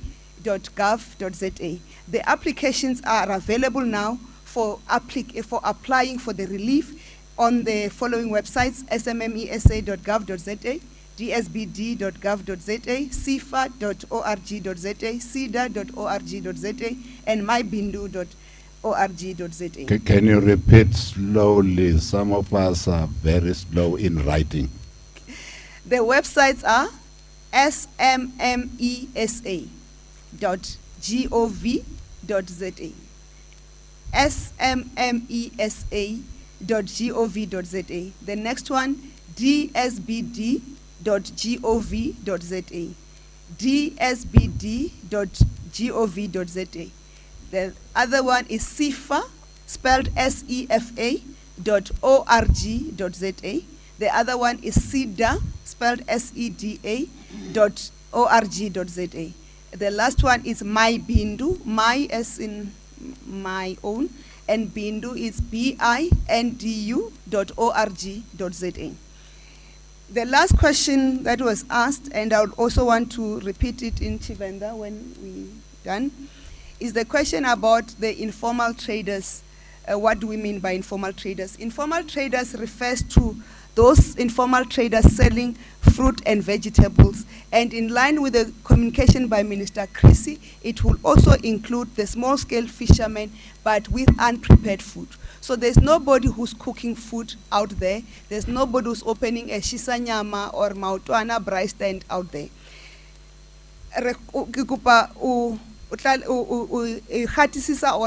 The informal traders tse re bolelang ka tsona ke ba ba o rekisha merogo le di fruits, a si ba ba o rekisha dinama le bo ba maotwana mo strateng, ke ba ba o rekisha merogo le di fruits, and merogo eo ine iska ba I apeilweng ba include le di informal traders tse boletsweng ke Minister Barbara Chrissy.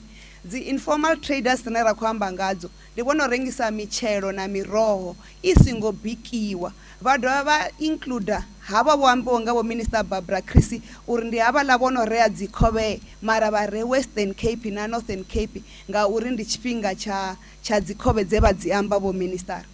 The question was was three-pronged. It said, are the environmental officers of municipalities ready for that?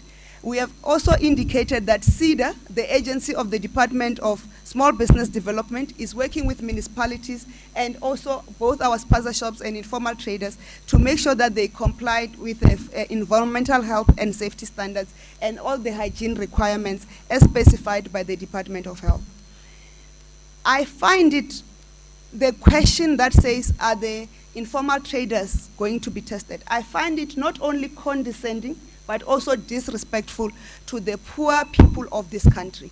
The same question was not asked to Pick and Pay, Woolies, ShopRite Checkers, of whether the owners have been tested and whether the owners have put sufficient mechanisms to protect their poor employees from the exposure when those workers are serving the elite and the middle class. So to say that the poor, when they want to earn a living, where they are duly allowed to by their own government, that they must be tested, it's very disrespectful to us as government, but also to our people. And that question does not need to be repeated. I find it very disrespectful. And maybe just to reiterate, in the case of spazas, in terms of health and safety, we're saying no person may stay overnight inside the spaza. Au ederiwinga ngomu haspaza mutu avuachirengisa machero zvivaisa mutakaro wa vatu azvingotendero auro vali mo dispaze mutu atswa rekisha kapshi dispaze kitso rekisha asima robalo avatu akupfumela nguri vanhu vaetlela ka xiphaza va pfuka va xavisa the next day. Spaza ile kushaviseni I business ai ka murhi ya munhu a etlela ka yona. So ha kombela hi twisisana hi kombela na vanhu va hina va hi byela loko vanhu va etlela ka xiphaza hi ta rhuma maphorisa ya hina va ta endla ntirho wa vona. The other thing that I want to emphasize is that we are part of the directives is that we are insisting that both the spazas and the informal traders must maintain social distance amongst themselves as traders, if there are more than one traders, or if they are selling to their customers, between the trader and the customer, and between the customers who are queuing to buy their services. And we are also asking them to disinfect and sanitize their trading spaces in line with the directions that were given by the Department of Health. Rekombera uri, vonoko rengisera vatu. Ndi zvipazani kana ndi michero na miroho. Rekombero nisingo rengisa nitsini na tsini. Nga mulayo hupfi ni funova ni mitara mivili ubva kha mumwe. Rekombero ni make sure na zori vatu venoko do renga khaviwe. At least ni va service nga distance ya 1 meter vukati hanu na muthu ena kumrengisera ene. Rekodova ra humbela uri ni chiko rengisera vatu sanitizani kana shumisani zvinopfi zvisanitizer kana arari huna bombi tsini tambani zvanḓa nga zvisibe uri ni tshi rengisela muthu ni murengisele nga zwanḓa zwo kunaho. Ndo livhuwa. Nathi siyabonga. Minister Mbalula.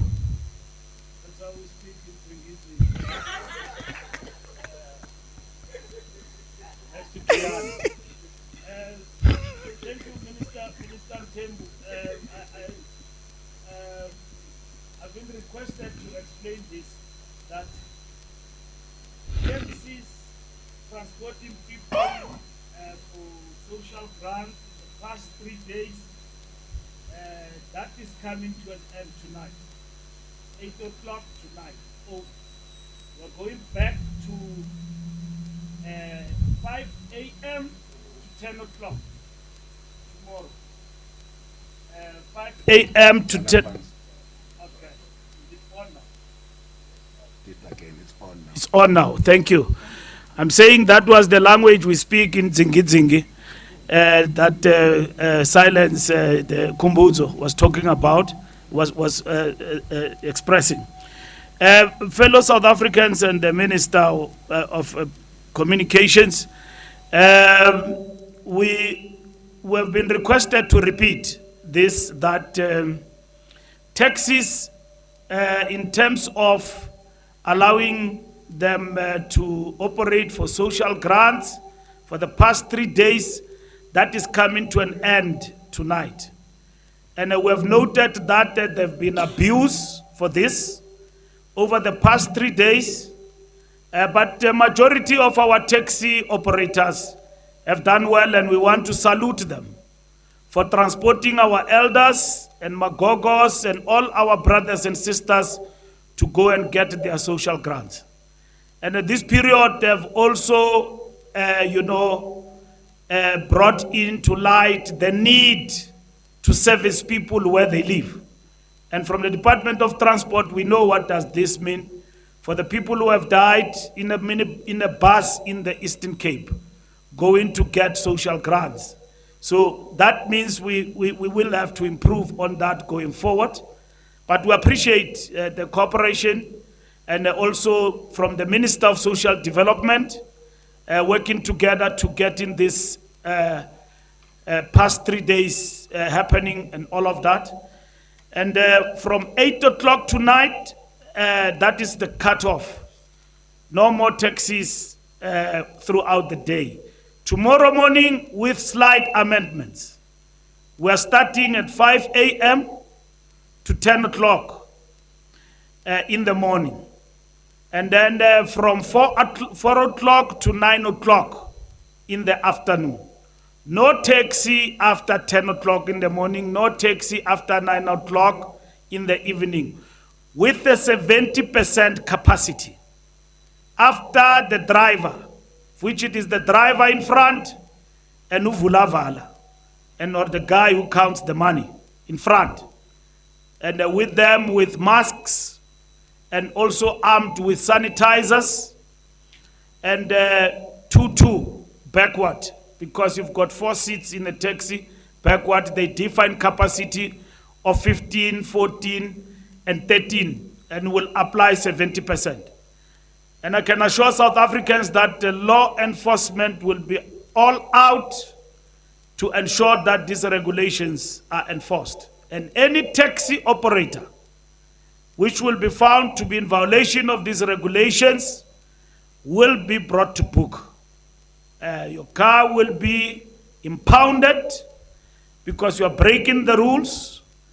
And we have addressed the issue of coming closer to the taxi operators in terms of their request, at least to cover the expense of fuel, and as well as payment of drivers who are working within the limited hours that are allocated. These hours is not for shopping.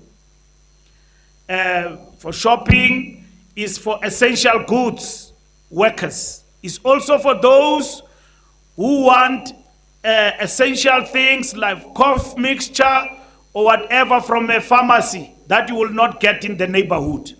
But we know in South Africa, wherever you are, in the neighborhood, you can get food in the spaza shops. And the Minister of Small Businesses and the Minister of Justice have clarified the regulations. What do they mean for small business and so on? They've clarified that. So in your township, in your locality where you live, you can get the essentials. You don't have to move from one area to the other. Cut the unnecessary movement. Where you are enforcing matters, you move around, you do all of that, you will be found and the law will deal with you according to the regulations of the lockdown. We are working with the taxi industry. The Minister of Small Businesses have explained that banks will allow everyone affected for a period of time to be given a space to stand on their foot again and to be in a position to service the debt. So that will also go for taxi industry. And I will tighten that as we announced at the beginning. Other measures that we are looking at, I wish to repeat again, is taxi relief. Because taxis indeed, in this period of the lockdown, are making a loss. That is the truth of the matter. They are only unable to respond like all other SMMEs to get some relief funding because of they are not regulated. As government, we are looking at that matter, but we have not reached a finality on it. We are looking at the mechanisms of how we can assist the taxi industry. I've explained this to the taxi bosses and the taxi industry again, and I repeat, there is no decision on taxi relief fund. And if we have arrived at the conclusion of that, we will announce and we will equally inform them about that particular decision. And the 70% intervention is to allow them to operate, to meet each other halfway, to take the essential workers to work, but at the same time, they are able to operate on their own. Other issues related to subsidy are matters that we are discussing.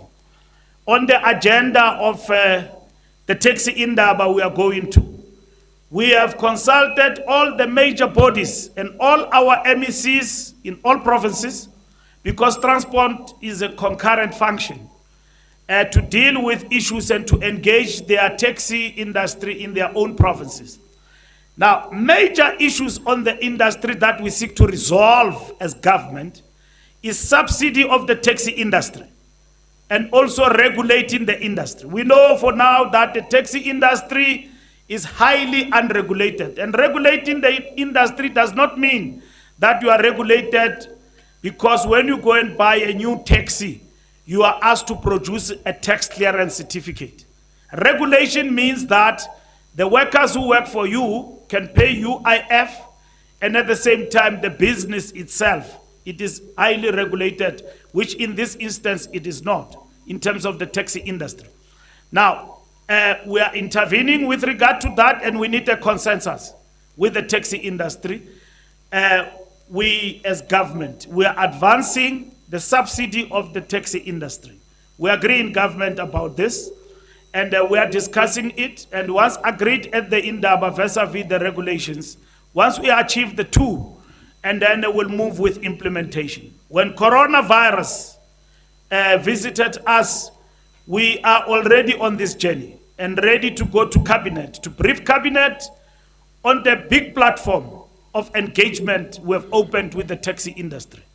It is said that the taxi industry is a 20 billion rand industry, and that 20 billion rand must be seen and be felt by the owner of the taxi, by the commuter, and by everybody. Because taxi industry, as it stands, it is not highly affordable for the commuter. Most of our people are using buses because they are subsidized, and yet taxi industry is largely black in our country. And secondly, the taxi owners themselves are affected. And we believe that the biggest contributor in this country for taxi violence is the unevenness and the affordability of this industry in terms of ownership and all round. So if we intervene, we'll alleviate and will ensure that those who own and want to participate in this industry can feel, touch, and get the results. So do we speak to Taxify? We speak to everybody in terms of this, and to also alleviate pressure on the taxi industry, as the president outlined at the beginning, of this. Do we have a plan for people coming back? Yes. As we speak, in this past week, we already had about 8 South Africans coming out of Dubai. And so on with a cargo flight, 8 of them. And we assist them working with DERCO in those countries. If you are able to come back and there is a flight that can take you back, you go to the South African embassy in the country where you are stranded, and they will be able to assist. And if the airlines in the country you are at are able to help you to come back home, at the Department of Transport and DERCO, we are ready with note verbal and notices to allow the airlines to bring South Africans back home, in the context of the regulations of the lockdown. Will there be people who will be evacuated out of South Africa to other countries? That operation is continuing. Where there is rogueness, like a flight from Zimbabwe that landed here with one fellow who is a South African citizen, Italian, whatever that he is, we send it back. Haga Matorogi is back to Zimbabwe with him. And he will never come back here. They must follow the rules. The rules are the rules. So it doesn't matter who you know in high places. We don't work like that. Joe is not going to work here. It's not going to work. Even if you have millions, you are able to fly in our skies, penetrate. We'll send you back when we found you. Because when you land at the airport, through whatever means, and when you land, we've got to fetch you, you've got to pass the border, and all of that. So you land, all of those people are not there, we send you back. And be careful of the announcement at the airport. Anything that is just lying around unattended to will be confiscated. So in this instance, law enforcement will prevail in that regard. And I want to thank everybody and those who undermine processes of the law. We have directed this accident must be investigated and decisions must also be taken. And the schedule of flights that come to evacuate people, and even in the sea, in terms of ship that have been there, Queen Mary is sorted out. South Africans who were in that ship, 6 of them, have now undergone all processes. They will be quarantined. The ship is gone to where it comes from. Nobody disembarked from that except South Africans. All the passengers are gone. So the rules and the regulations are implemented. And I wish to repeat in conclusion that where we are advised, and there is overwhelming view, because this is a compact, it's a social compact, it's not government acting alone. We're working with our people. And where there is constructive criticism, we don't need to think twice to change. We can change where we can. But there is no deliberate ploy to undermine the lockdown through regulations. We issue strict directives to maneuver, but not to undermine the regulations. And where, like in our case in transport, about the 70%, we explained how we arrived at it. We extended with 100%. There was an outcry about it, and it was also not sanctioned by the Command Council. We cancelled that. It was never implemented. So let's not talk about something that is never implemented, and it was not even in the regulations. So we rescinded that with immediate effect because it was not going to help in the fight against the coronavirus. And we wish to express our gratitude to all South Africans and all those who continue to obey the rules and work hard for us to succeed within these 21 days. Thank you very much. Deputy Minister, Health.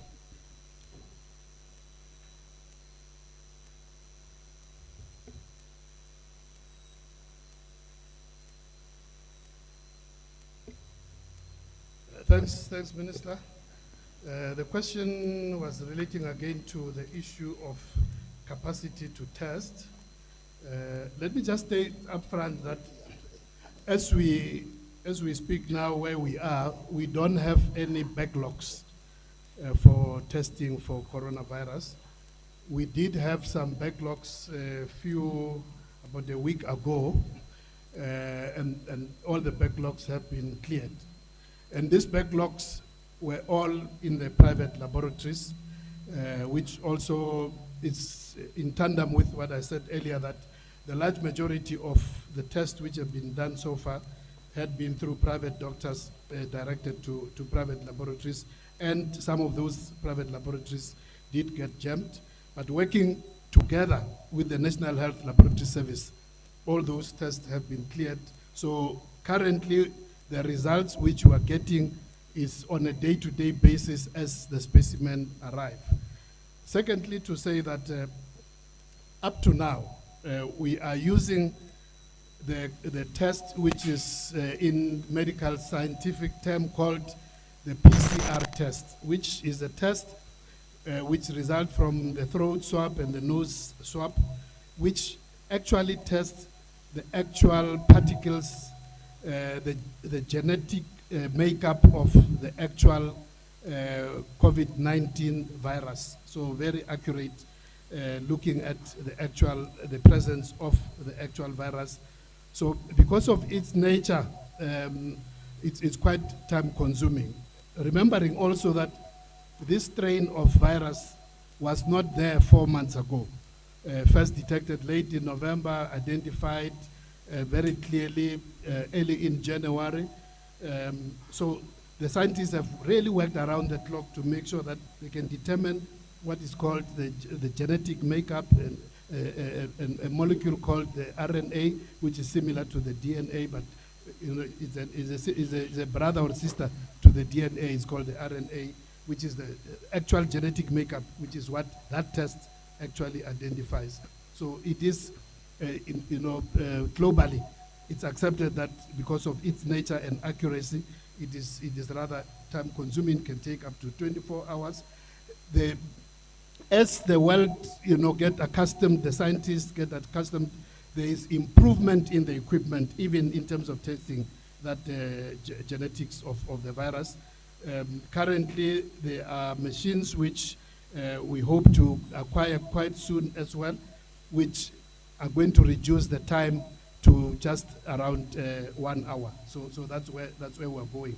But I want to emphasize that because of that background of where we have had to build capacity, both in the public and in the private sector, on a new organism which had not existed before, the capacity has been built up. So when I was mentioning that, if you look at the NHLS, it had recently had a capacity of doing those very sophisticated tests up to 5,000, but it has ramped up to 30,000 tests a day, but improving, going on to roll out with the outreach, the mobile labs, which have already been rolled out, which will increase the capacity even further. And the private laboratories are also doing the same thing of increasing the capacity. But what we are discussing, and just a few hours ago, we're on a video conference with our counterparts in China. Minister of Minerals and Energy was amused that I seem to be learning Chinese. But we were on so I brought my iPad as I was coming here, because the video conference was continuing, and we're exchanging information and knowledge and their experience and they were also restating that actually that is the way to go. So we are now looking at adding on to that increased capacity by using the rapid test. The rapid test can give you results in about 15 minutes. Some are even saying they've got capacity can give you results in 5 to 10 minutes. But the level of accuracy is different. In terms of surveillance, being able to know how many people have had contact with the virus, it will be able to give you that, because it tests what is called the antibodies. It's a blood test rather than a throat test, and it tests whether your body has reacted to this virus. So, but it's also helpful in terms of surveillance. So we're moving in that direction, but we want to make sure that when we embark on that, it must be the kind of machines which are properly validated by our health regulatory authority, which is the SAPRA. So that's the direction in which we're moving. So we're pulling resources together with the private and public. So I want to just assure everybody that at this stage, we definitely don't have a backlog. But as we roll out testing with the mobile, with the screening, with community health workers going out, screening people with symptoms, we want to increase the uptake.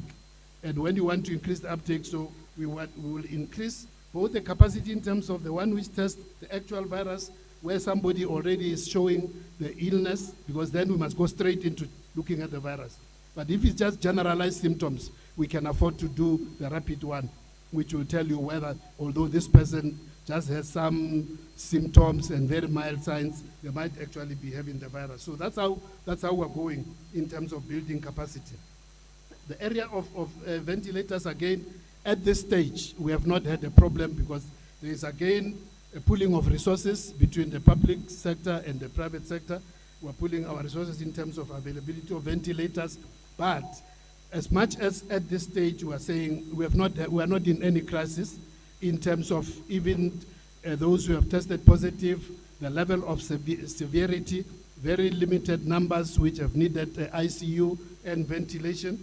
But we are aware of the fact that as the anticipated escalation of the disease, we will, just looking at the experience of other countries, China, Europe, and America, all of them, it's clear that we are not going to be unique. So we're building the capacity in terms of making sure that in our public hospitals, we can actually reorganize. So we're in the process of reorganization. All MECs, all HODs know that we have got very limited time to reorganize our health facilities, take out mild patients who might still be in hospital so that we can create more space, so that we can also, as we order more ventilators, both in terms of import and also local construction, we can have the necessary space. So we're looking at all sorts of logistics, again, working together with our colleagues in the private sector. So we don't have any immediate pressure as things stand.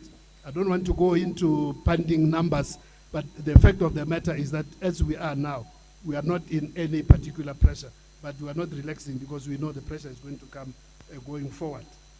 So we're indeed ramping up, working together, both in the public and private sector. We are aware that in the next few weeks, or so, we might have a lot of pressure. So that's why the reorganization, making sure that in terms of training, in terms of equipment, that we will be able to be ready. It's going to be building that capacity. It's not going to be to say by next week, this number will therefore be sufficient. Every time we're going to be reassessing and building more and more capacity as we move on. The question of whether we taking the offered assistance from China, yes, we are. I mentioned in my earlier input that already in terms of where we are now, individual companies have been ordering, including China as a major manufacturer. But what we are looking at, again, is together with our colleagues in the DTI and Treasury, it's concluding a government-to-government agreement so that we don't only rely on the private sector arrangements, so that we can have more security of supply of those equipment. We have already received a donation from Jack Ma. It's already been distributed. We also, there's a consignment of various PPEs, which is also expected over the next few days from one of the South African companies which has got major operation in China, is bringing in a number of equipment from there, which will again increase our capacity.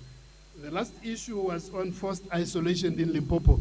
I've seen it on the media, but we don't have a detailed report. So I'm not in a position to can respond really in a very detailed way. But in terms of our policy guideline is very clear that it depends on the severity of the presentation of the illness. If it's a mild illness, if it's somebody who the health workers can inspect where they live, and there's a possibility of self-quarantine, we take that opportunity. That person can be monitored at home as long as the symptoms are very minor, and unless the situation changes. In a case where somebody presents positive with minor symptoms, but they don't have the capacity in terms of where they reside, then the state must come in. And that's why we are making sure, together with Public Works and Infrastructure, to make sure that we have this various capacity in terms of beds. But already from health alone, that's why in all provinces, over weeks and months ago, we made sure that there are beds in hospitals. So, yeah, so basically, if a person meets those requirements, the symptoms are not very severe, and they have the capacity to can self-isolate in their residential area, we take that. If it's a severe presentation, then they must go straight to hospital. And also, even if it's a minor presentation of symptoms, if that person doesn't have, in terms of where they reside, they don't have a possibility of self-quarantine, then the state must take over and provide it. Thank you.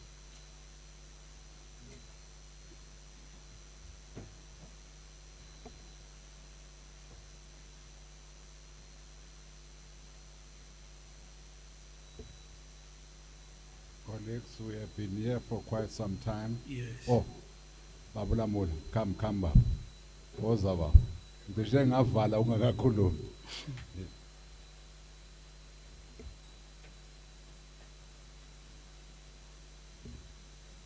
No, thank you, Babu Mthembu. I don't have any question that I'm answering. I'm just making this announcement in line with the regulations that were issued yesterday.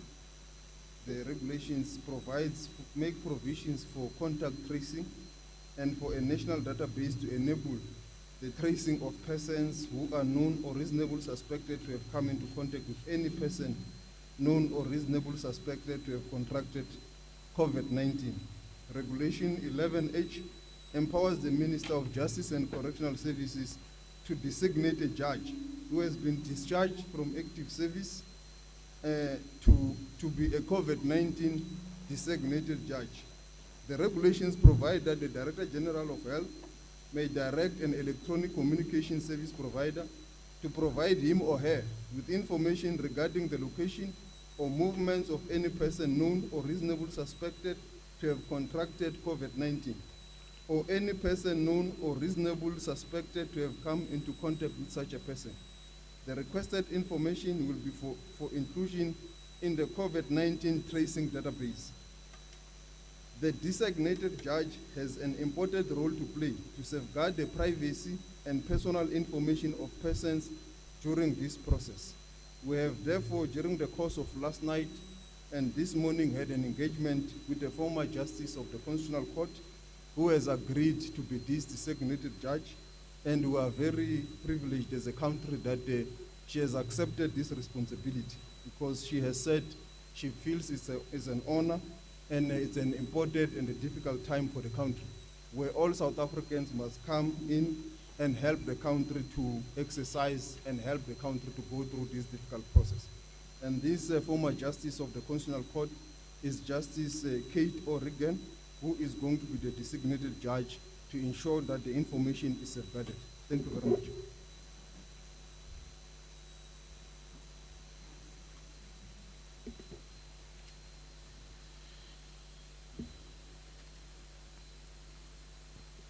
Thank you very much, colleagues, and also to all people at home listening to this broadcast. Once again, our apologies where there were glitches. Again, as we have said, between me and the Minister of Health, we will ensure that our offices coordinate properly, that we don't have many or two press briefings happening simultaneously, as it happened today and yesterday. We are very embarrassed, to say the least. It won't happen again. But again, we want to say to all our people at home, we are bringing all this information because we only have one aim, and that is to keep all of us at home. Let's stay at home and stay safe to fight this invisible enemy called coronavirus. We again plead with all our people, with all our organizations, with everybody in our country. The lockdown is very, very on. We are all expected to stay at home as a precaution against this very deadly virus. We thank you very much for having listened to us for 2 hours and apologize for the glitches that happened. Once again, thank you very much. Stay home and stay safe. Thank you, my colleagues, for the good work you have done. Thank you. Thank you.